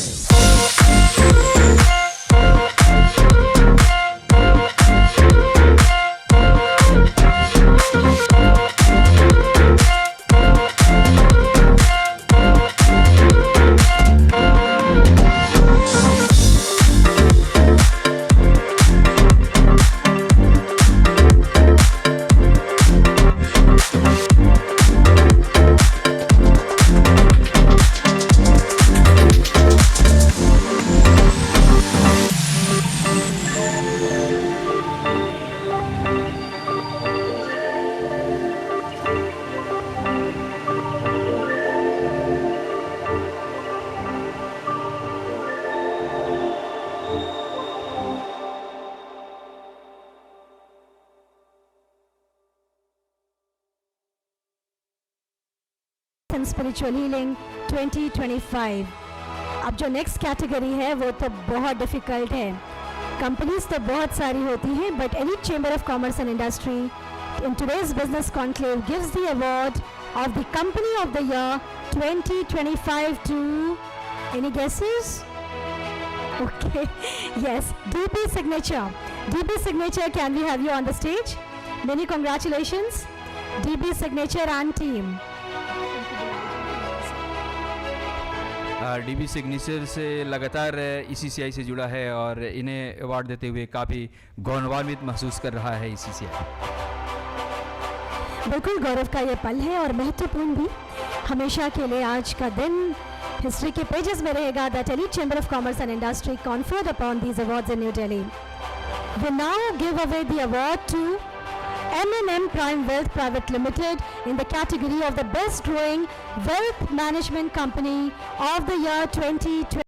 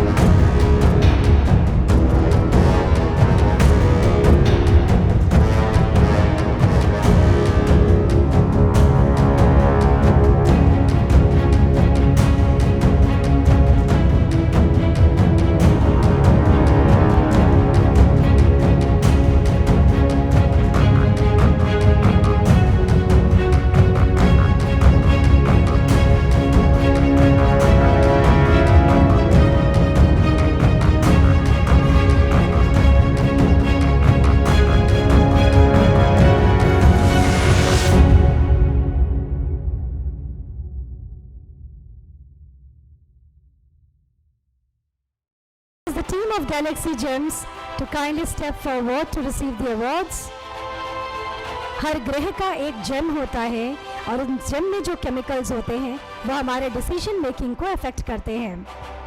Congratulations, Galaxy Gems, for the award. We now give away the award in the category of Excellent Global Education Company in India 2025, and the award goes to British Columbia College of Management. I'll request Major R.P. Tiwari to receive the award. देश की बेटी major Aarti Tiwari is director at British Columbia College of Management, receiving the Excellent Global Education Company in India 2025 award.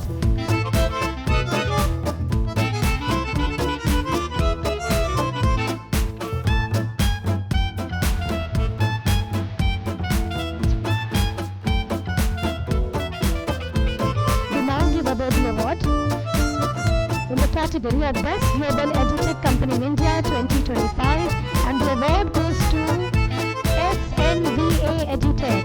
I request the team SNVA EdTech to kindly step up the stage and receive the most coveted award in the category of being the Best Global EdTech Company in India 2025.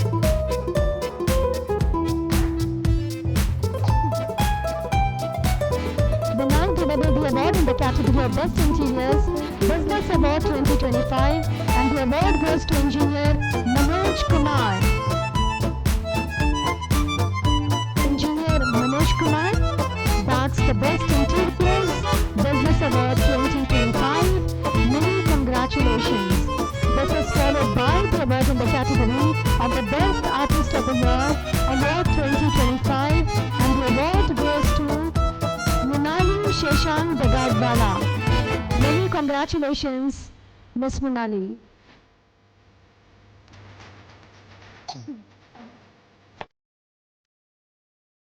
The day stands strong for all of us as the awards are given away in different categories for their outstanding achievements.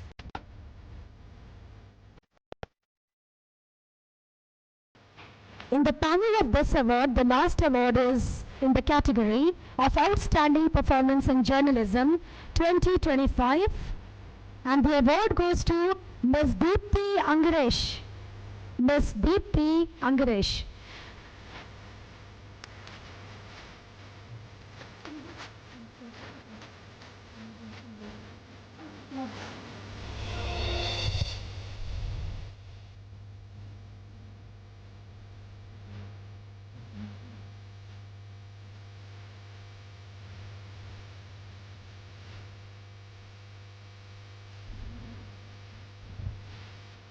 जहाँ दोस्तों जोरदार तालियों से स्वागत कीजिए दीप्ति अंग्रेजी का वरिष्ठ जर्नलिस्ट हैं और लगातार काम कर रही हैं और कई मंत्रालयों के साथ जुड़ी हुई हैं। नेक्स्ट अवार्ड जाता है यहाँ visionary leader of the year 2025 Vartika Chaturvedi, doctor Vartika Chaturvedi.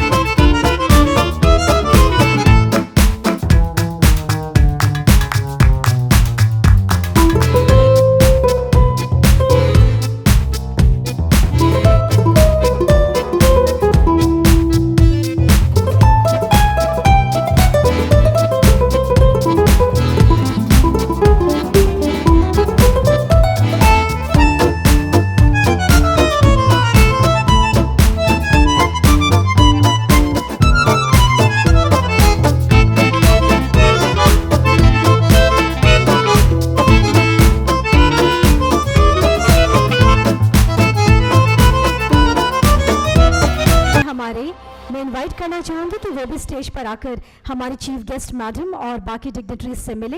I call upon the delegates of I Business School Greater Noida, the delegates of GNIOT Greater Noida. I call upon the delegates of Mini International School. There is one more award to be given away to Mr. Rupesh Kumar, Associate Editor at Nai Duniya.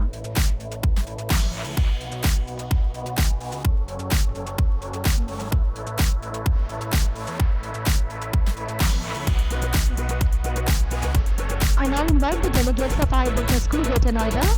I invite the delegates of GNIOT Greater Noida. I invite the delegates of Mini International School Greater Noida.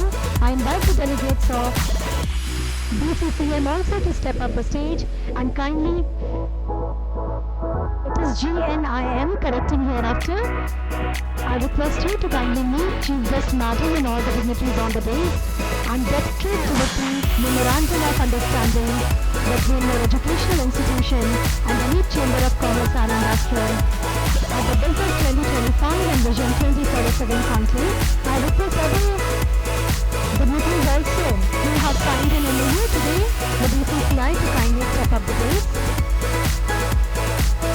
and share your MOU here.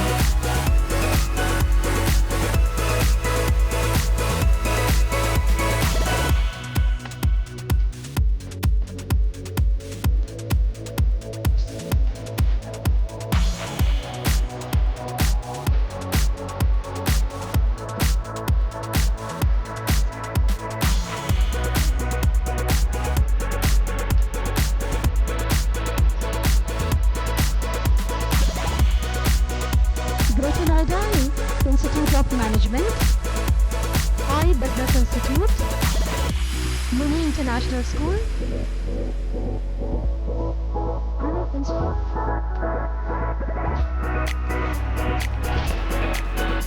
I request the delegate of Greater Noida Institute of Management. Also, the MOU has been signed.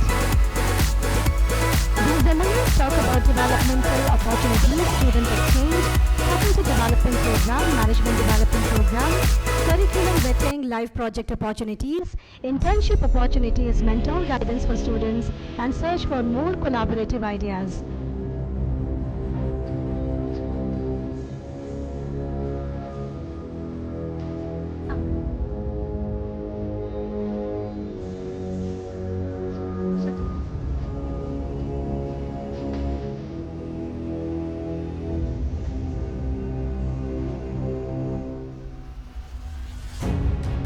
other institutions who have signed their MOU or yet to sign, please step up the stage so that you can get clicked with respected Chief Guest Madam and other dignitaries on the dais.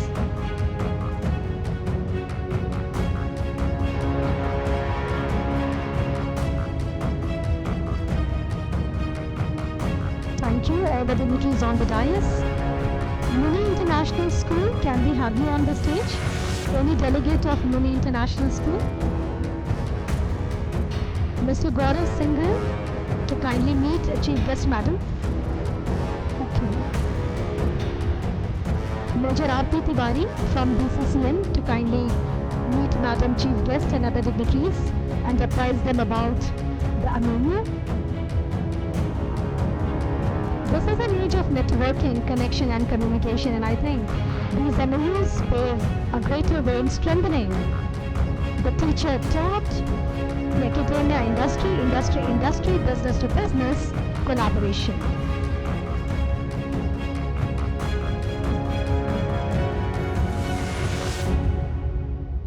Mr. Gaurav Singhal of Muni International School to meet Madam Chief Guest and other dignitaries on the dais and apprise about the collaboration opportunities with Elite Chamber of Commerce and Industry.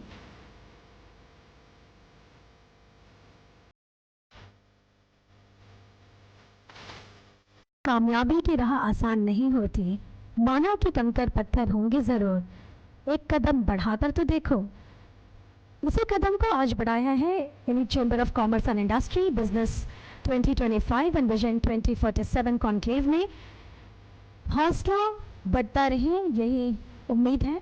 I now request all the dignitaries, as we close the inaugural session, I will request all the dignitaries to be seated on the dais, and I will request Mr. Parvinder, Mr. Parijat, Mr. Manvendra, Mr. Deepak to felicitate our dignitaries on the dais. Felicitation, yes sir. Felicitation, I'll just take 2 minutes. I'll request Tuti ma'am and Deepti ma'am also to come on the stage. I'll now request Manvendra ji and Deepak ji, Parijat ji and Parvinder ji to honor our chief guest for the day, Her Excellency Madam Janice Darbari, Ambassador, Montenegro. Thank you, ma'am, for your gracious presence. We are so touched with your presence. From the entire organizing committee of ECCI, thank you, ma'am. This is a token of love and warmth from all of us. We shall always remember your motivational words of cheer. I'll now request the organizers to honor Dr. Nimit Gupta, Professor, Fraser Valley, India. Nimit Gupta, sir, thank you so much for your motivational words and being with us since so long. I'll now request the organizing team to present a token of our love to Dr. Tapan Nayak, Dean Academics, Jaipur School of Business. Thank you, sir, for reinstating the VUCA concept. I'll now request the organizing team to present a token of our love and gratitude to Shri C. Shankar Andani, sir, President Sai Indian Trust Association. We are indebted to Shankar Andani, sir, for his great social work and inspiring all of us. I'll request the organizing team to present a token of gratitude to Professor Dr. N.K. Sinha, Vice Chancellor, Maharaja Agrasen, Himalayan Garhwal University. Thank you, Sinha, sir, for always motivating us. With you, we feel like a family. I'll now request the organizing team to felicitate Mr. Rajesh Gupta, Founder Chairman of Bayshore Consulting, Dubai in UAE. I'll now request the organizing team and our Chief Guest Madam to felicitate our mentor, Shri Kunwar Shekhar Vijayendra Sir, Honorable Chancellor, Shobhit University, Delhi NCR. Thank you, sir, for always being with us. Whenever we need you, you're always there with us.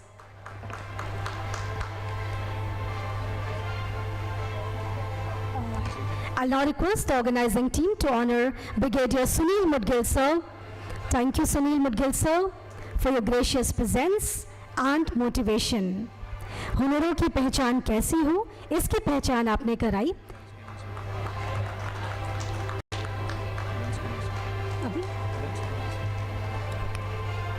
Let's have a huge round of applause for everybody.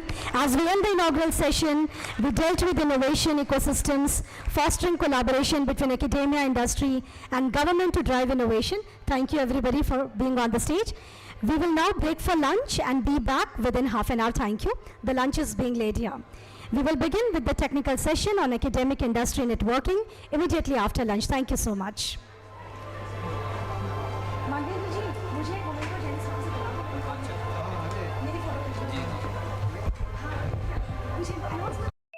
Announce मत करो please.